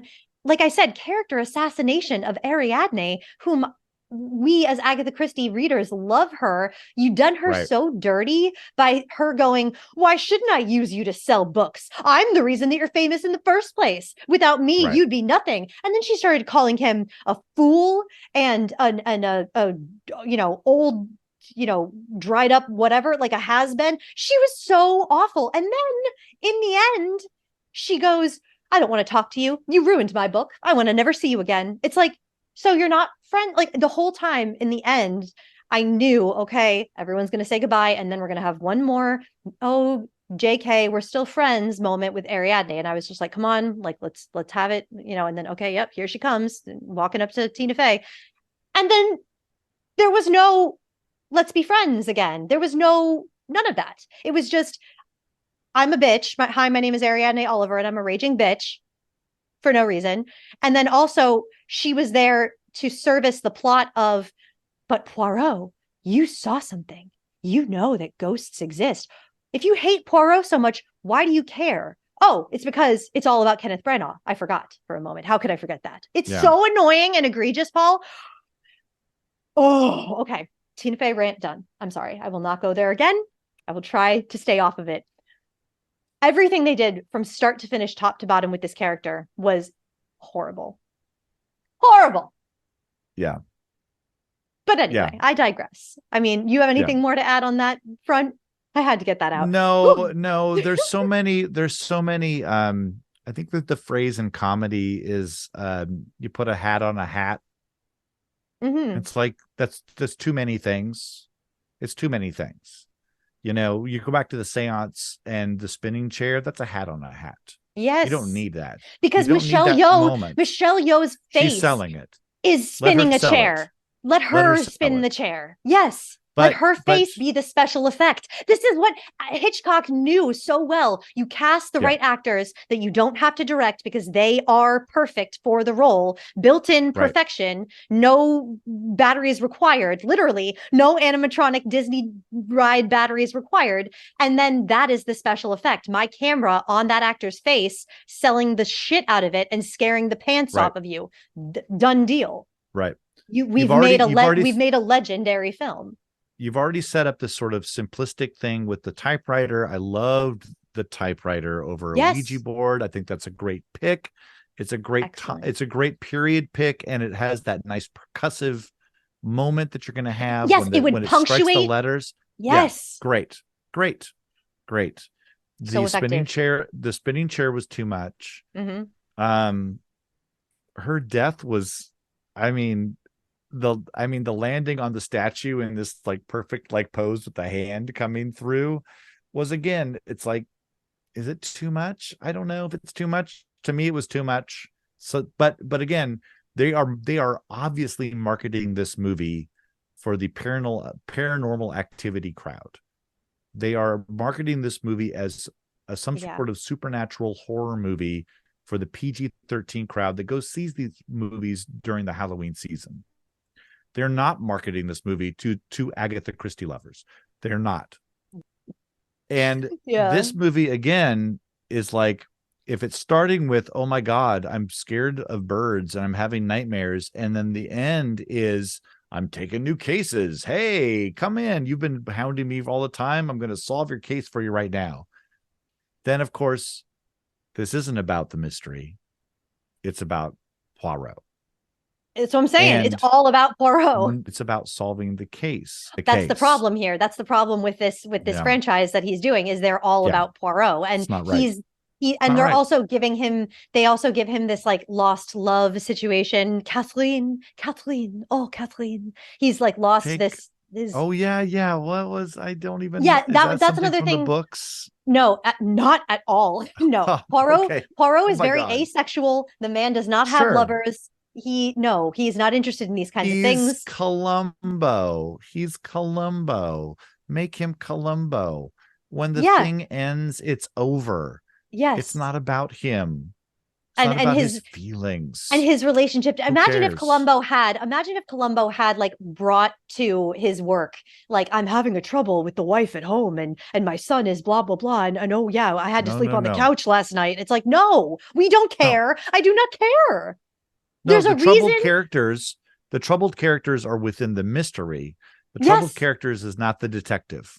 And if the camera could stop cutting away and dutching all over the place, then we could focus on these characters and we could get into their interior worlds. Yes, but I was going to say, there's a reason that Agatha Christie wrote like 30 plus books of Poirot, and we know almost nothing about his personal life. There is a reason. Good. Arthur Conan Doyle did it with Sherlock too. We don't know Sure. about Sherlock, and that's the way it's supposed to be. Yeah. Anyway, yeah, that ending with Poirot coming home and like leaving, decidedly not picking up the box of pastries. No pastries for me, because you can't be, if I picked up that pastry box, that would mean I'm not satisfied. I'm just merely happy. And we want to show that Poirot is satisfied. I'm sorry. What satisfaction to me looks like is a fucking pastry, as well as whatever else I'm doing. Take the pastries. If you're saying no, do both. You can't do both. I know you can't do, but you can't have your cake and eat it too, because that's really what you want to do here, Kenneth Branagh. No, and the fact that guy was, we were supposed to believe that he's just camping out on Poirot's doorstep after Poirot's bodyguard like pushed him into the river or whatever. Like, what? That was funny to me though. I was like, did he just push that man into the river? I'll tell you who my MVP is. Already revealed yours. I really liked Jude, little boy. I really liked him. I thought he, as the story went on, I really kind of connected to him, and the fact at the end that he's the one blackmailing, I thought was a very cool moment. That I did not see. I didn't see that one coming. Totally. Like the fact that he was like getting money from his mom for her sins. That wasn't his mother. I know for the first time I watched it, I thought that they were a family too. I thought that was her son, and Jamie Dornan. Yeah. I thought that they were married too, but they weren't. That was just, he was the doctor who, why was he there? Why was the doctor there? I don't know. We don't know. Why? Yeah. When she attempts to, when they have the one like moment of paying homage to Halloween Party, and Poirot decides to play bobbing for apples. Why? Oh Lord. Why? I started to really roll my eyes hard. The fact that he'll put the mask and the cape on, and he keeps it on. And he keeps it on, and he's like, you know what? Lighten up. Have a little fun. You know what? I deserve to put my into a bowl of water that so many other faces have been in. Okay. Can we just talk about this for 1 second? 1 second, Paul. Oh, tonguing the apples. Thank you. The tongue. What? No. When that tongue came out, Poirot, but I know that. And you know what's really funny? I know he would. No, I literally wrote in my notes. That was one of the few notes I made in the theater. Poirot would never. And you know what's funny? That tongue, the woman in the theater, the second time I saw it, there were two people. The one other woman went, ew. And I was like, I know. It was so weird. I mean, if Poirot was, if this was a modern Poirot, would have hand sanitizer. I mean, this guy's fastidious.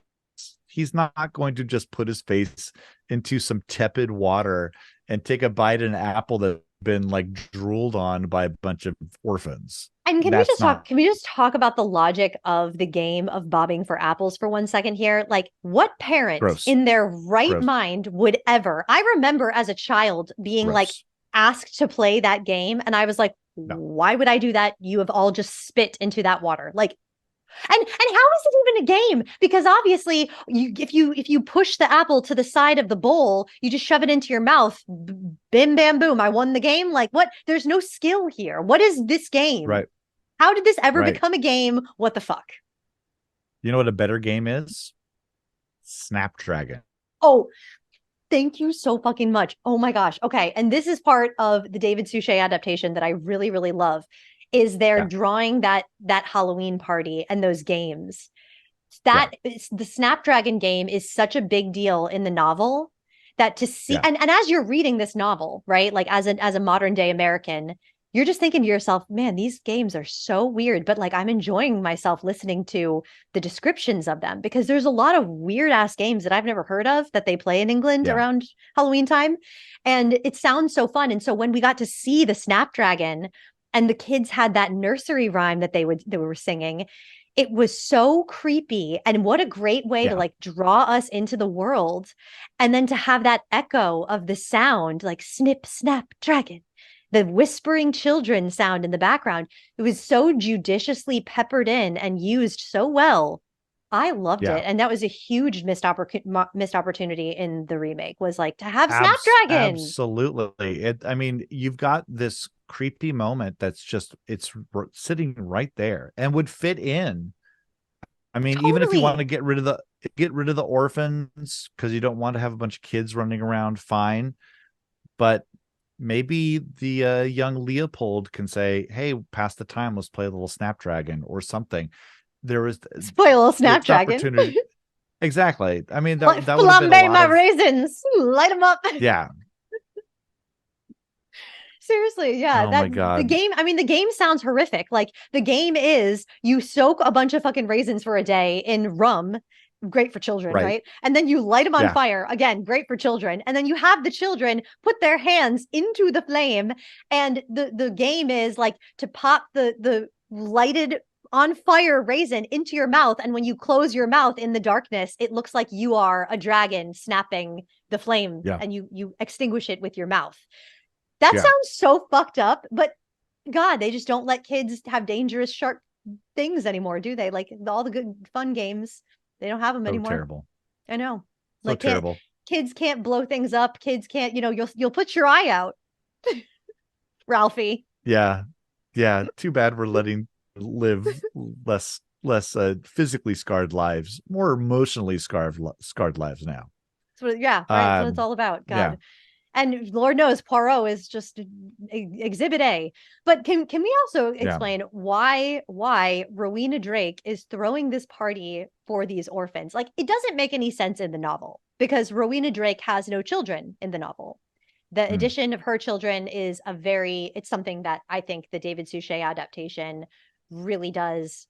It's working in its favor because it makes the plot make more sense. Like, if a woman in your neighborhood who has no children, who's like a spinster lady, and she's nice enough, I guess, but like, she just decided to open her home one day for all of the neighborhood children randomly, wouldn't you be a little like, why? You don't have kids, you're not, why? It's strange.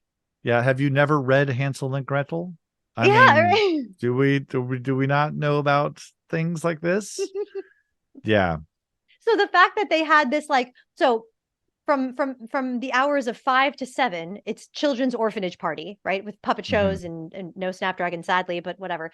That's what's going on. And then from 9 to 11 p.m., it's seance time for the adults. And it's like, why?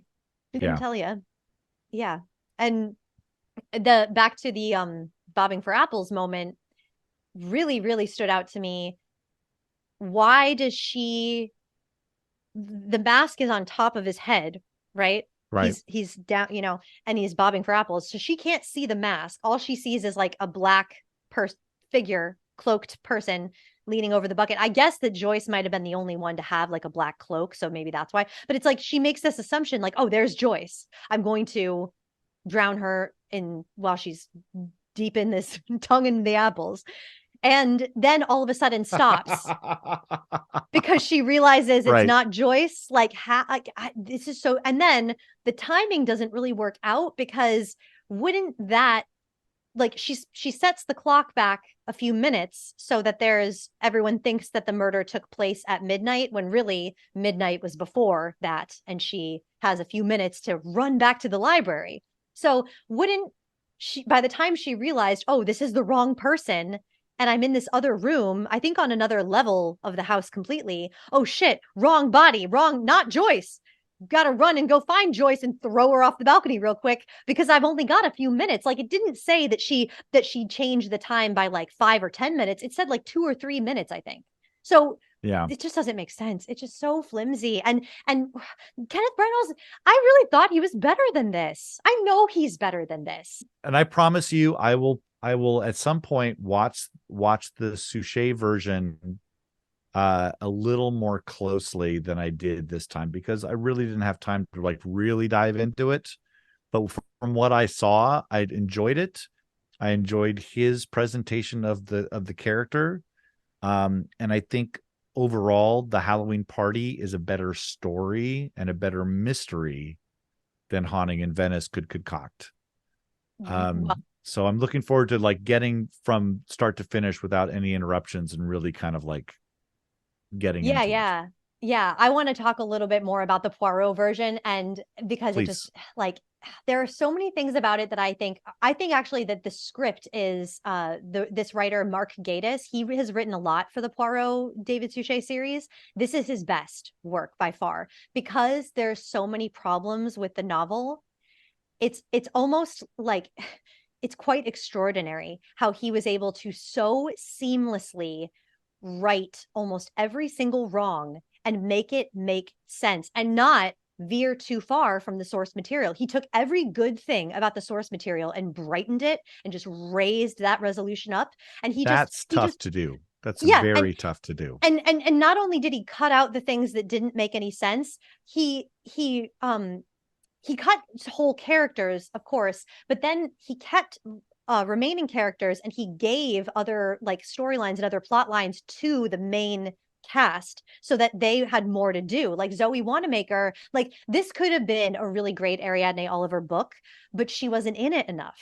And the times when she is in it is the book's doing its best stuff, you know. Mm. So the way that they incorporated her into the detective work more, like I said, she has scenes, and they're in the novel too, but like they really brought them out in the David Suchet adaptation when she was saying helping him solve the mystery, kind of like annoying him, being like, maybe it's this, maybe it's that, maybe it's this, maybe it's, he's like, shut up, you know. It's so like it was so effective. And the way that they used Mrs. Goodbody, the town witch, what did you think of her? Her name is she has a very crazy cool name, uh Paula Dionysati. I think that's how you say her name, like Dionysus, only Mm. Dionysati. Great When that actor. scene came up with her, I felt that this is where the writer of Haunting in Venice may have had like a little light bulb moment go off and go, ah, we need a psychic or a medium, or we need somebody, a soothsayer of some sort. Yeah. And we'll make this supernatural. Yeah. You know, it's already in the text a little bit. So let's go ahead and do the whole thing like that. And this is one of the It's a things that nice little touch, but it's not the whole thing. right.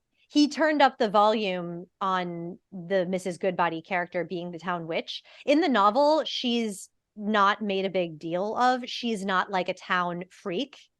She's Right. just kind of like, oh yeah, the old lady who, you know, reads palms and does that thing. You know, yeah, she came to the party and she played the witch and it was all fun for the kids. And in this version, they make her like she comes in and the lightning is cracking and all the children are like, what the fuck? And she's got this whack ass like costume with this green face paint that looks very like gross. And like she Right. just it's like very it's not even like thick green paint. It almost looks like she took like food coloring and like put it on her face or something. Like it's very gross and she's so eccentric and disturbing, like very disturbing and scary. And no one wants her there and everyone is like, yeah, leave now, like you're not invited. And they make her like literally the town freak. I absolutely loved this. And that scene that she plays with David Suchet when he's writing down the names and she's telling him about the possible other past murders that Right. that Joyce could have seen. It's so her acting is just incredible. The way that she plays this like eccentric freak lady who doesn't get a lot of face time with other people, clearly. She's so believable in this role. So for people who don't know about the novel, it's a very convoluted plot and this Suchet version simplifies it a little bit more. Basically, in a nutshell, this little girl named Joyce is not well liked. She's the kind of little girl who doesn't have a lot of friends. It's weird how like everyone in the town, even the adults, are like so annoyed by her. No one actually cares that she dies, and people, even the adults, are quite mean to her and like bullying to her. And they're like, "Oh yeah, Joyce, the little liar. She tells tall tales," and that's the only thing that we know about her. It's very like upsetting that Agatha Christie wrote this murder of a child and no one actually cares, including her mother in the novel. Like, she cares, but like it's not like you'd think. So it's weird. So Joyce is at a party and she's, Ariadne Oliver, the crime writer, the famous novelist, is there and she wants to impress her. And so she says, I saw a murder. And everyone goes, no, you didn't, you liar. And she goes, no, I really did. Only, it was years ago. And I didn't know at the time that what I saw was a murder. But now I know that it definitely was. And people are like, no, yeah, bullshit. And later she turns up dead. Her head is in the apple bobbing bucket and someone drowned her. And Gross. by the way, gross. That scene where she gets drowned, how effective was that? Because it shows the patheticness of Joyce afterwards when she's in this like bee costume. And I wonder if Kenneth Branagh drew any inspiration to have bees. Because the Of bees course are he not did. in the novel. Bees are not a part of the Yeah. novel at I was all. gonna This ask is you. I was gonna ask you about the bee situation, but so here's my journey with this. Of course, is seeing Haunting in Venice first, and then watching Halloween Party. right. So I'm comparing things backwards to what you're comparing. But I thought about that when I saw her in that costume, and I was Yeah. like, that's where those bees are coming from. I mean, I hope that Kenneth Branagh was doing a little bit of service to David Suchet here and like paying him a little bit of Of respect course. by saying Is she in a bee costume in the novel? there's nothing to do with bees in the novel at all. This is just an invention from the Suchet version. Yeah. So, but I loved Okay. how like when I know, and so I have to. That's like the one kind of like I'll give you that prop, Kenneth Branagh, if it was pulling from this, which I have a hard time believing because he just shit on so much to do with Agatha Christie that to think that he drew that from the Suchet version is like it's hard to believe, but I hope he did because then that would mean Yeah. he has a heart because I appreciated it. So yeah, when we see this little girl in this sad little bee costume, like she's such a dunce, she's such a loser, and like she's wearing this dopey costume. When her little antenna, the bee antenna, there's a close-up shot of just like the little drooping bee antenna dripping with water over the bucket. It's like you're such a savage bitch, Rowena Drake. Like you're so unhinged and cruel that you would do Mhm. this to this pathetic little child. Like it really it was effective, I thought, in bringing out her how evil she was and just how sad the character of Joyce was. I loved it. So Joyce says she saw a murder, and this town, as it happens, has had in the recent past a lot of unsolved cold case mysterious deaths that can't really be explained. And so Poirot goes to Mrs. Goodbody, the town witch, and asks her like, give me the gossip, give me the chitter chatter. What does he say? So cute. And she says, well, there's like 3 murders in the recent past that I can think of that Joyce could possibly have been referring to, that she might have seen. Now Mrs. Llewellyn Smythe is Rowena Drake's rich aunt. She had a shit ton of money, had a heart condition, so she needed to be looked after by this au pair girl, Olga Semenoff. And it's funny because in the novel, everyone mispronounces au pair and they call her the opera girl. And I which wonder if that's which made me think another that is why Rowena in the movie is an is an opera opera singer. singer. Her daughter's dead, so she no longer is able to sing. I lost my voice when I lost my daughter, And that is a Mhm. nice little tie-in with the theme of silencing people or letting people have their voice. That was a big, Yeah. and that is that's from the novel. So I did appreciate that like you must silence people who know too much, or have seen too much. And so then, everyone who dies is someone who has information that you don't want to get out. So that was Right. kind of cool. And so one day, Mrs. Llewellyn Smythe mysteriously dies, and her will leaves everything to the servant girl. And I think that when I saw Knives Out, I was like, oh, I wonder if they took that from Halloween Party, because that's such Yeah. a big, That's a there's literally, you guys, literally, people who don't know the Agatha Christie novels, Halloween Party is as much like Knives Out as A Haunting in Venice is.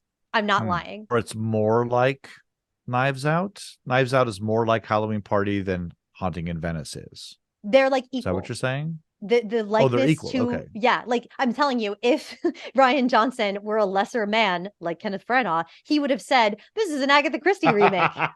Truly, he could have. He Ryan could have. Johnson's like just puffed up a little bit out there. He's like, I don't know why I feel now, but I feel real good. You're welcome, Ryan Johnson. I think both Knives Out movies are better mysteries than what Branagh cooked up in this one. Oh yeah, sure. absolutely. Yeah. So yeah, so the cool thing about the mystery plot, and it's very convoluted, as you can see, we're getting in the weeds here, you know. So the whole point Yeah. is like the Drakes, Rowena Drake, she wants that money from her rich aunt who died. And the fact that the will is leaving everything to Olga, she contests the will, and they realize that the will has been faked. It's like not even a very good, or it's a good fake. You know, they say it's like it's enough to pass, but when you really look at it, no, this is clearly not her handwriting. And By the in way, the novel, if you've never heard the term codicil before, yeah, you're going to hear the word codicil a lot. quite a bit, yeah. And by the way, as you're going through this, I just want you to know that this is about the time in these sort of very complicated movies and these complicated mysteries that my mind starts to go a little blank. Like I Yeah. really start to like lose like like we need the map on The murder board from the wall Only Murders in the with Building. with yeah, exactly, The because it's beautiful like mind strings you need to get attached. Yeah. all these names and motives and Well, and possible also motives start to this is what really I'm go just crazy. and because it's all happened in the past, all of this stuff is not in the Yes. here and now. It is actually something that Agatha Christie has great skill at making you care and bringing those things to the present, even though they're so not. So here, it's not that great of writing. This is, you know, late in her career. And the script here for the Suchet version makes it make sense because they simplify it so well. Basically, what happens is the faked will is this other one of the other deaths, Leslie Ferrier. He worked for the lawyers and he faked up the will to because he knew that he worked for the lawyer office and he saw that this rich aunt lady was leaving all of her money to the help.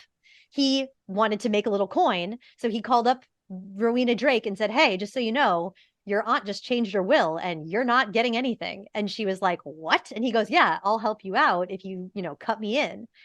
That is not a part of the novel at all. Like it's kind of could be insinuated, whatever, but it's so convoluted in the novel that they did such a beautiful job at making it make sense for this. Like it's as simple as it could possibly be. So basically, I think it's kind of clever. He takes the exact codicil of the will and he replicates it, only he does a bad job at replicating it instead of a good job. It's exactly what she wanted. She really did want to leave her money to the help.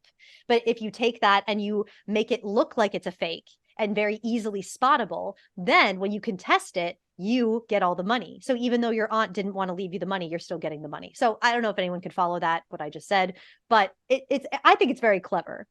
And another like smoking gun of who killed Joyce at the party is the fact of killing someone like in a bucket of water, like bobbing for apples. That's a very messy. I mean, can you imagine holding someone's head in a bucket of a shallow little bobbing for apples water bucket? Like, just try to think of doing that. This is so horrific. Got it? It's disturbing. So the point is, you would get wet, right? I remember when I was reading the novel and Poirot said, who else was wet at the party? She got a witness and she spilled a bunch of water on herself by dropping this vase. So she would have an excuse to be all wet. I thought that was genius. When I read the novel for the first time, I remember going, oh my God, of course. Of course. I thought it was brilliant. I also appreciated that the writing here brought out the queer coding that you could read into the novel, that there's this Miss Whitaker character who was connected to one of the other people who died, Beatrice White. I just love the way that David Suchet plays this scene with this actor, Fenella Woolgar, as Miss Whitaker. She was great. I really thought she did an excellent job just in the small short scene that she has where she talks about, the fact that her lover was drowned and she just can't stop thinking about what could have been, the possibilities. And by the time she died, it was too late. And I realized, oh, she actually cared for me. And she could never admit that she was gay. And I just thought it was great because it's subtextual on a very, very tiny level, but it's there in the novel. Like you could definitely, it stood out to me reading it for the first time. I remember thinking like, oh, is that queer coding a In little? in what decade is the novel written? The 60s, In what 1969. okay, in what decade is the novel set? In 69. And then they set the TV version in the 30s. Yeah, yeah.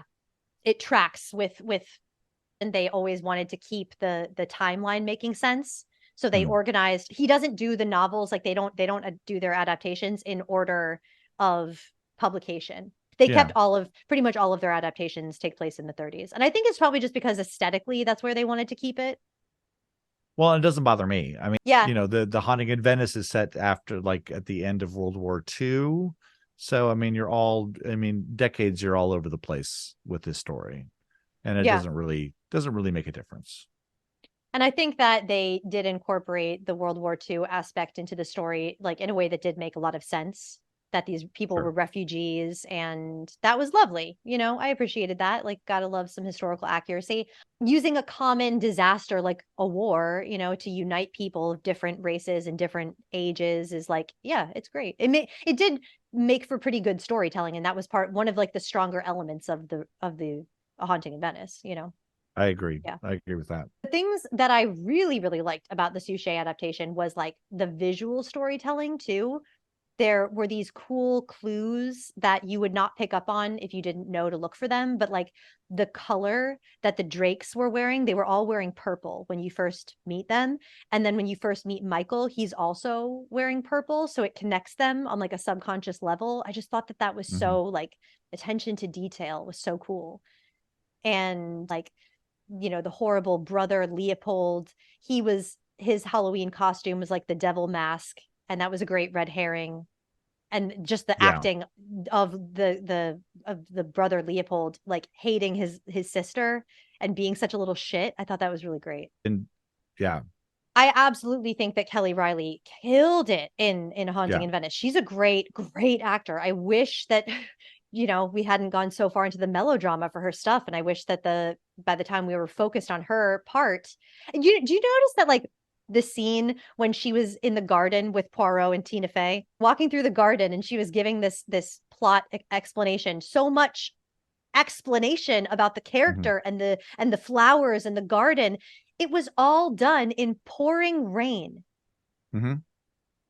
Why? And at one point, Tina Fey says, "Can we do this and not be in the rain? Can we come out of the rain?" And I went, "Yes, God, get out of the rain. I can't hear you. I can't understand you." It's like Kenneth Branagh is actively trying to confuse us. I felt like that wasn't Ariadne saying that. I felt like that was Tina Fey going, "Can we do this on another day? There's a better way to do this. Or can we turn the rain machine off?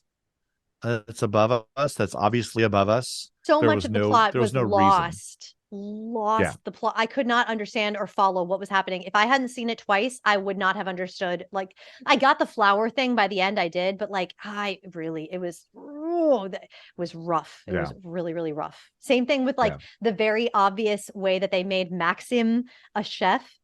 They made his character a chef just to make the line make sense when he tastes the honey and goes, not wildflower, can't place it. Who would ever say that when they taste honey? Well, a chef would. So we looped that plot hole up. We filled that in. You can't say it's a plot hole. It makes sense. They're obviously trying to sell this movie based on some sort of star power. So maybe I'm just old and I just don't recognize. I think we're just old and we didn't recognize people because, like a lot of people know who Kelly Riley is and Jamie Dornan, and I don't know these people. Jamie Dornan, I know who that is because he's the 50 Shades of Greater guy. I think that Emma Laird as Desdemona was great. I would love to see more from her. I think that she's very full as an actor. She's got great energy. which one's Desdemona? She's like the girl who kept punching and kicking the bodyguard, which was got it. very She was funny. she was the assistant to to Joyce. Joyce. Okay, Yeah, one of the siblings. no, she was her face is mesmerizing. I don't even know if she's a good actor, but she has a very fascinating face. I don't even know. Why she's a good actor. That's why she's a good, because her face was yeah, mesmerizing. Yeah. yeah, Yeah, exactly. yeah. She compelled you and she pulled you in and you wanted to keep looking at her, because it's just such a skill, like, of subtlety, to just do so little with your face and your breathing and to draw people in. It's just very difficult. And it's like, it's the it factor. You can't put your finger on it. It's just, you have it or you don't.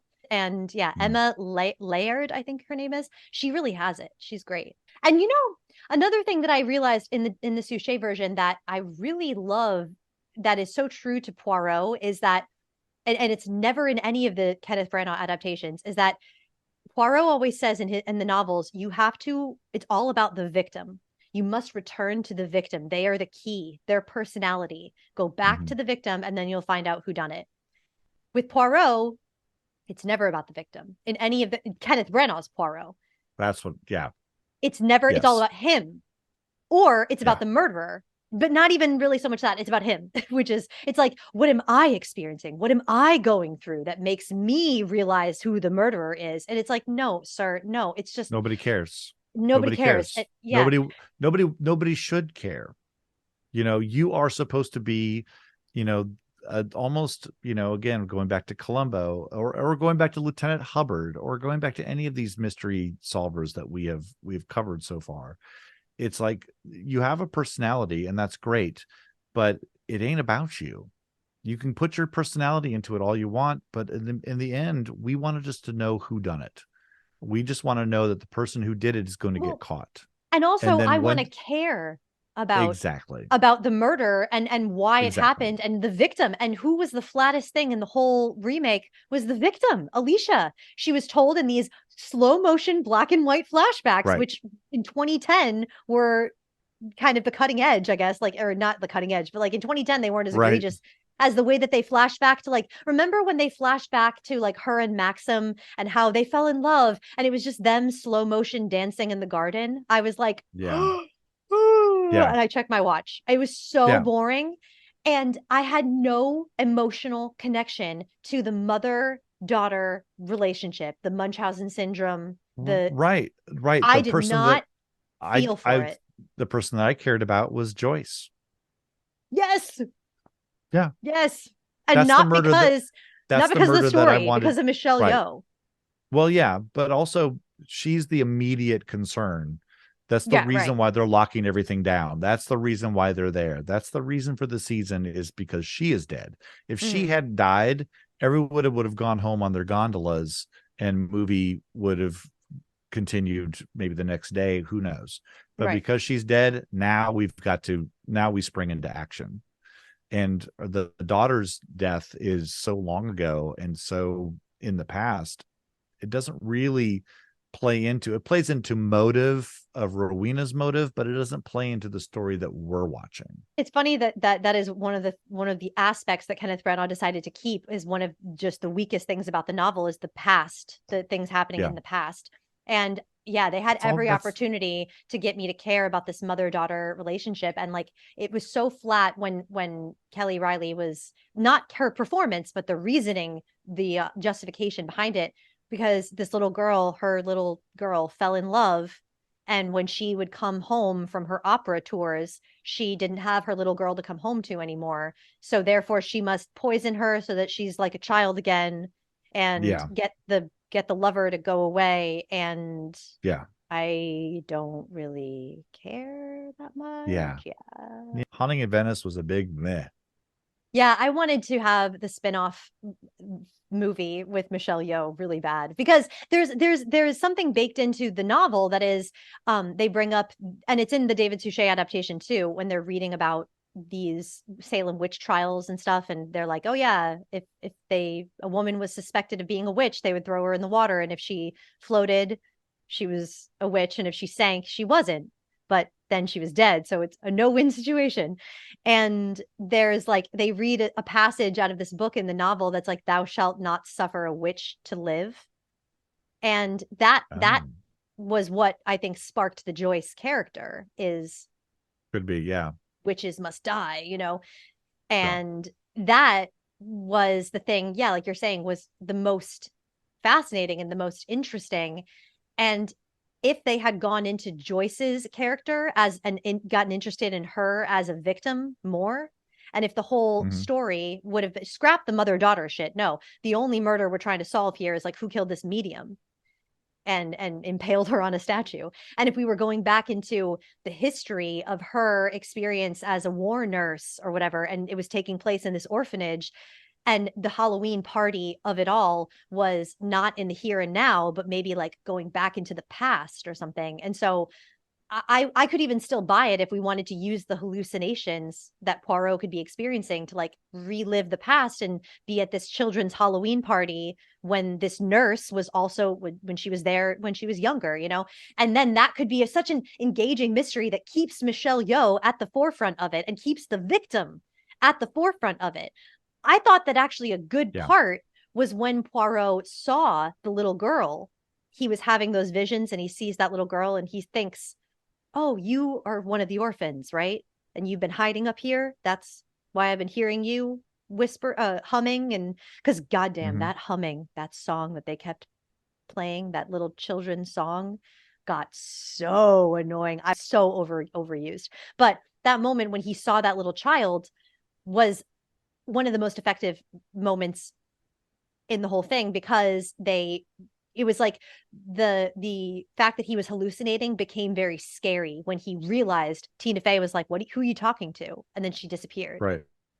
That was a time when it was great because the story was clearly being told. Oh, okay, he's hallucinating, he's getting now I'm understanding why he's so freaked out and everything. When they did that shaky cam strapped to the front of Kenneth Branagh as he was running down the stairs, and the camera was like in his face.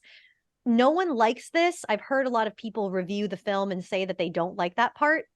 The reason is because it's distracting, because it comes out of nowhere and it Hmm. doesn't linger long enough. They don't go all in with it enough to let you get used to it. So by the time you as a viewer get used to this camera angle with Kenneth Branagh that's so crazy different from how we've been Yeah. seeing anything else, by the time we get used to it, it's over. And so then all we're doing is thinking about how, oh, that was a weird camera angle that I had to get used to, and then it went away. And Yeah. it just, Sh- it's just the editing is doing such a disservice to this shot. Poirot's interior life of hallucinating and doubting himself. Yeah. And yeah. Shot selection and editing really dragged this 109-minute movie to the ground. As it was, it just felt very jumbled and not very interesting. Yeah, by the time that he was giving the denouement and telling everyone Yeah. who done it, I was kind of bummed that the clues that were like the smoking gun clues and everything, that I didn't feel like it played fair, I guess, that we weren't able to see things that were Totally. so I thought crucial. about you. I thought about Yeah. you. I was like, she's gonna say this did not play fair, and it Yeah, I it it didn't. didn't. It Like didn't. the obvious things with the honey and everything, yeah, that was very obvious in our face. Like, okay, Right. honey poisoned, gotcha. Like, just telegraph it, why don't you?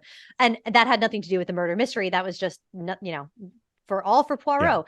But like stuff like the clock turning back, and the fact that, or even like little things like the bodyguard knew where to find the telephone, the hidden telephone, Right. meaning so he had been there before. It's like that stuff was so I was like, oh, was that in there? Thank God I saw it twice, because I totally would have skipped over any of that. If the clock thing Right. was shown to us, I didn't see it. I didn't think that was fair at all. Yeah.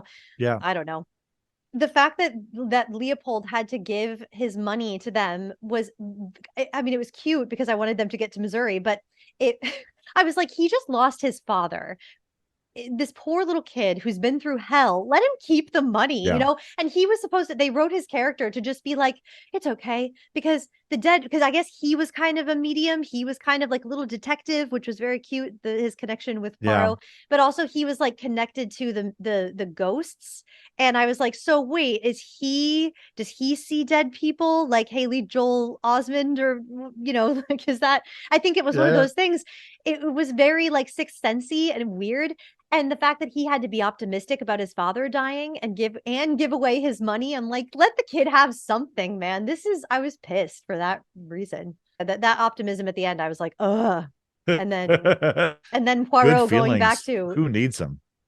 Yeah, good. Seriously. But they wanted us to end on that happy note with like that beautiful shot. That overhead shot of Venice was gorgeous, I will say. But like, I was not happy that Poirot was back at it, sans pastry. I was like, God damn. Yeah. What do you think they next? Because obviously they're going to. Yes, obviously they're going to. I would love to see a really great version of The Murder of Roger Ackroyd, because I don't think that the David Suchet adaptation is that great, because it was done when the show was in its earlier years, and it had a whole different production team, whole different cast or crew behind it. And I don't think that the Poirot was as good in those days. I would love to see David Suchet do The Murder of Roger Ackroyd, like really do it well. So I would love for that to be the next one.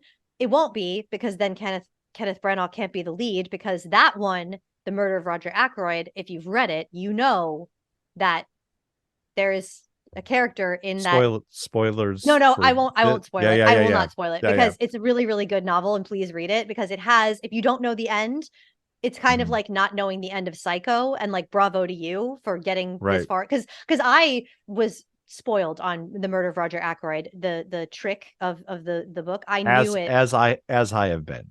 Yeah, yes. before I ever read it. It's a bummer. Yeah. So if you don't know the end, please read it. It's a great place to start with Agatha Christie if you've never read an Agatha Christie. I think it is the book that I think it was just a few years ago that like this massive group of crime novelists voted that the all-time best crime novel ever.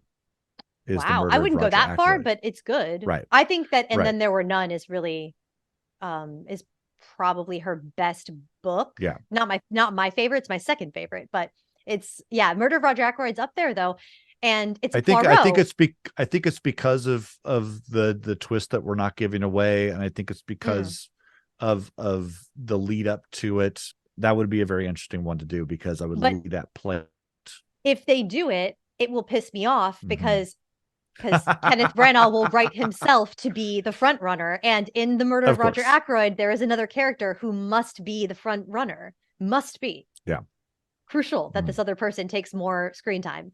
There's an interview with Kenneth Branagh where he was talking about one of his friends or something commented that your Poirot is kind of like or he says it to this interviewer in this, like, he's trying to be humble in the way that he says it, but he's like, so you know what my friend told me, that my Poirot is kind of like it's like a mixture between Plato and like James Bond. Isn't that funny that someone said that to me? Isn't that just hilarious? Like, sir. Well, I will say his mustache was made out of Play-Doh. Oh Lord, that mustache, the double stachio. It is a two-pronged stash, and so distracting. Yeah. And nothing like what Poirot's mustache should really be. Yeah. So, okay, back to your question, the answering this question. I think Murder of Roger Ackroyd would be great. I think Cards on the Table is great. That is a psychological novel, kind of like Five Little Pigs, either one of those, if you really wanted to get into drawing the interior life of these suspects. And like, that Cards on the Table and Five Little Pigs is so great if you like whodunits as detective work, interviewing people and getting using psychological tactics to get people to reveal themselves.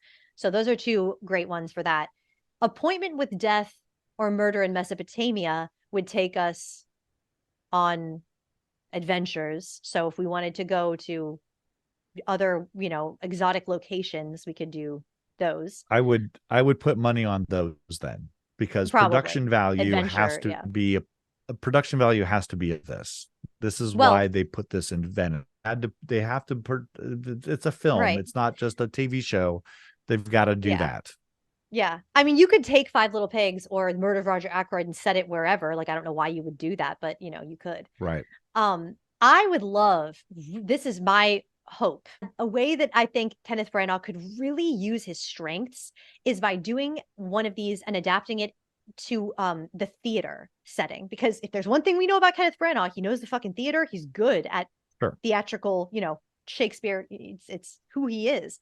So there are two that stand out that have a lot to do with theater, and that's Three Act Tragedy and Lord Edgware Dies. Also, Lord Edgware Dies was also published as 13 at Dinner. It's got like two titles. In the UK, it was 13 at Dinner, and in America, it's Lord Edgware Dies. So those two have a lot to do with the theater. And if there's something we know from Only Murders in the Building, it's that a theatrical setting is very spooky. I certainly love it. And people seem to love it. People were really here for Only Murders in the Building being set in the theater and having all of these, theatrical campy elements to it. So I think that would be a fun way to go. Right. For Kenneth Branagh, No, I especially. mean the theater's great for that because there's that great Poker Face episode that's the theater. Yeah. And it allows for campiness. It allows for overacting in a kind of a cheesy way. It's the closed circle. You've got this, lock the doors. No one leaves until we find out who it is. You've got all the levels of the catwalks. You've got all the pit. You've got all these dressing rooms. Yeah. It's a great setting for something like that. And costumes and disguises that are so cool to do on film, because you can really take your time to have costume changes. It's so, you can do so much more with it than you can in the actual theater. And I think that, with hair and makeup, like you could really play that up in a really cool way, because that's such a part of like wearing disguises and acting and playing a part then that's not really who you are and faking who you really are. That's such a big part of those two novels that I love. So that was really good. And also, okay, if you want to make more of a comedy, I love The Big Four. It's a Hastings novel. And so you would have to get a Hastings, and I was thinking about who I would cast as Hastings.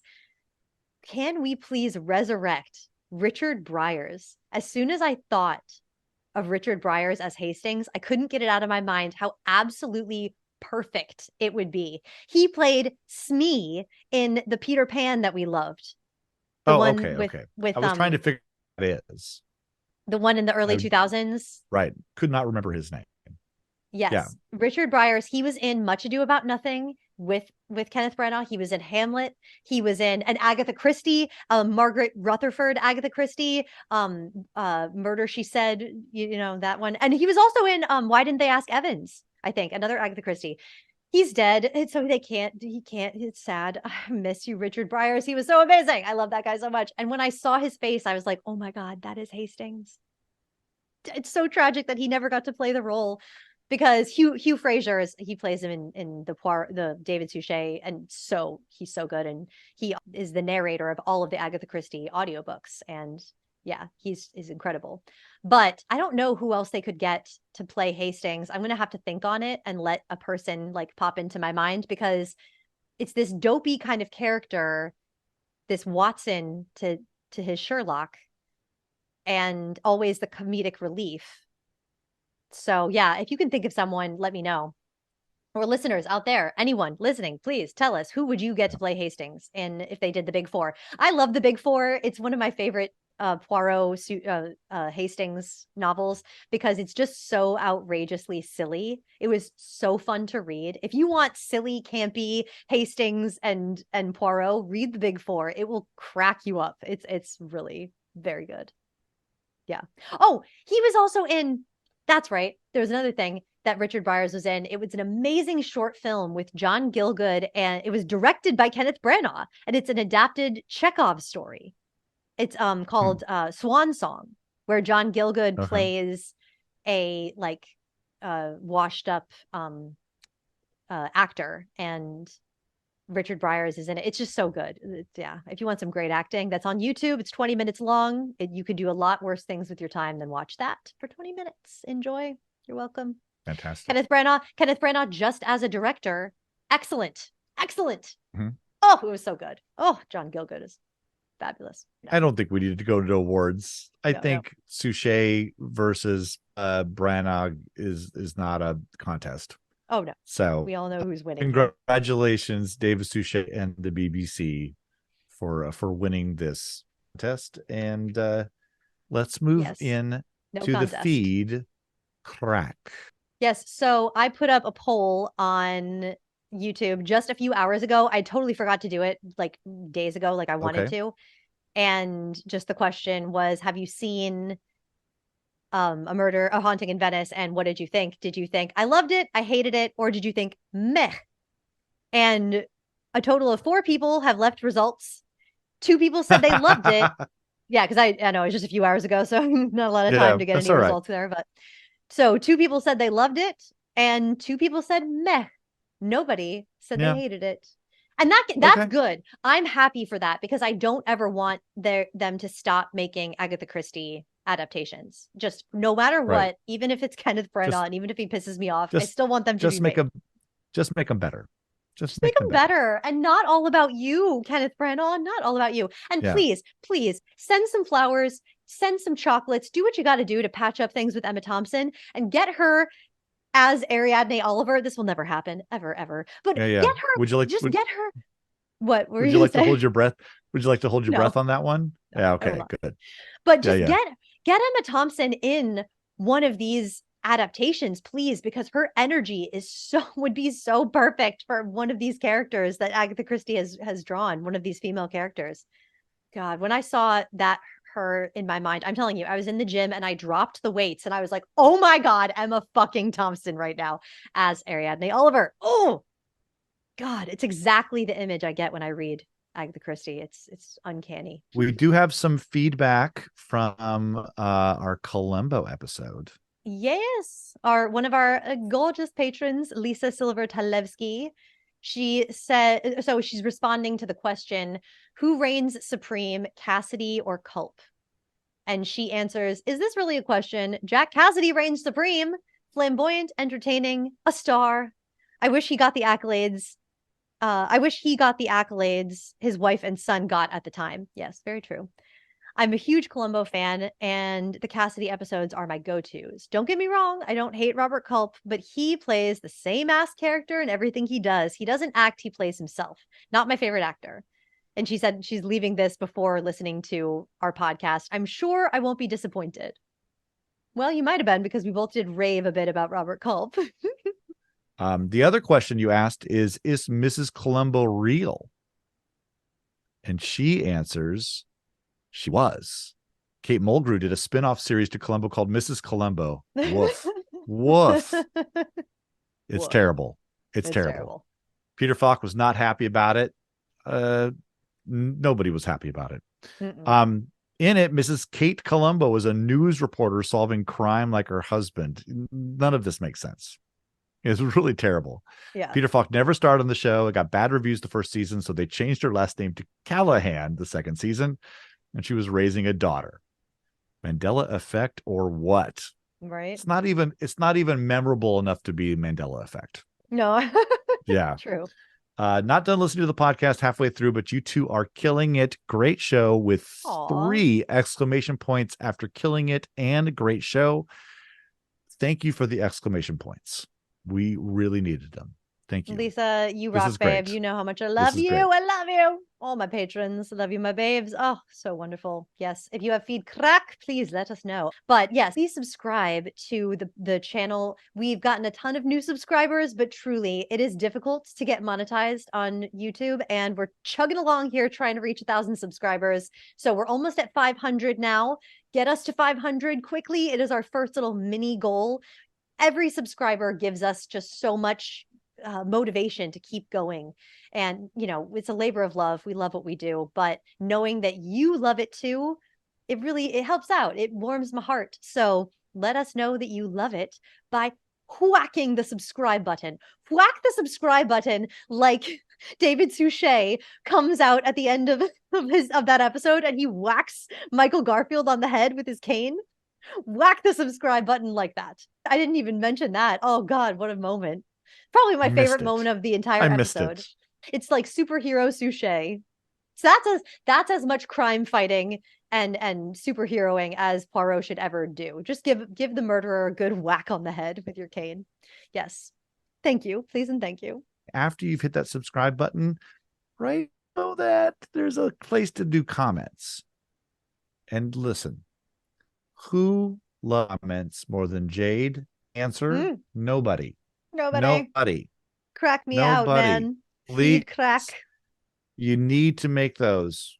Make comments, make them nice, make them smart, and put them in there. Jade will love you forever. Me, I don't read the comments, but Jade loves the comments. He So does. If you want to be on, them too. if you want to be on, I don't want to read comments.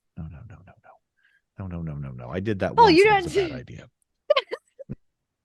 Such a lie. No, I don't read.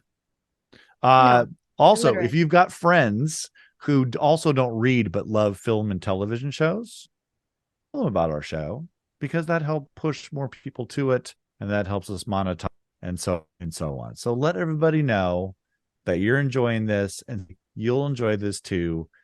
And we're just building this little train of happiness all the way through the internet. Get on the train. Get on the train. Yes. Comment on the YouTube video. Of course, you can also email us or send us a voice message, which we really love. Shall we compare thee at gmail.com?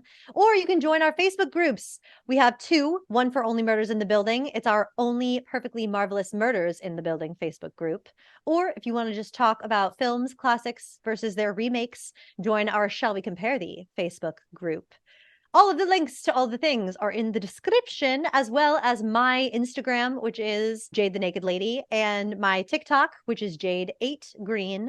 Oh, and we have podcast, Instagram, and as well. It's Perfectly Marvelous Cast, or Shall We Compare Thee on Instagram. And if you are listening to this podcast, if you're not watching the video, if you're listening, we love you, listeners. Please give the 5 stars a good whacking like David Suchet with his cane, and leave us a happy review on Apple Podcasts. We really appreciate it. We appreciate you.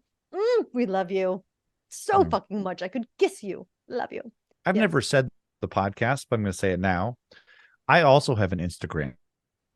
Oh, it's in the find it. The link is in the description. See if you could. No, not my QuizFix Instagram. I have a personal Instagram out there.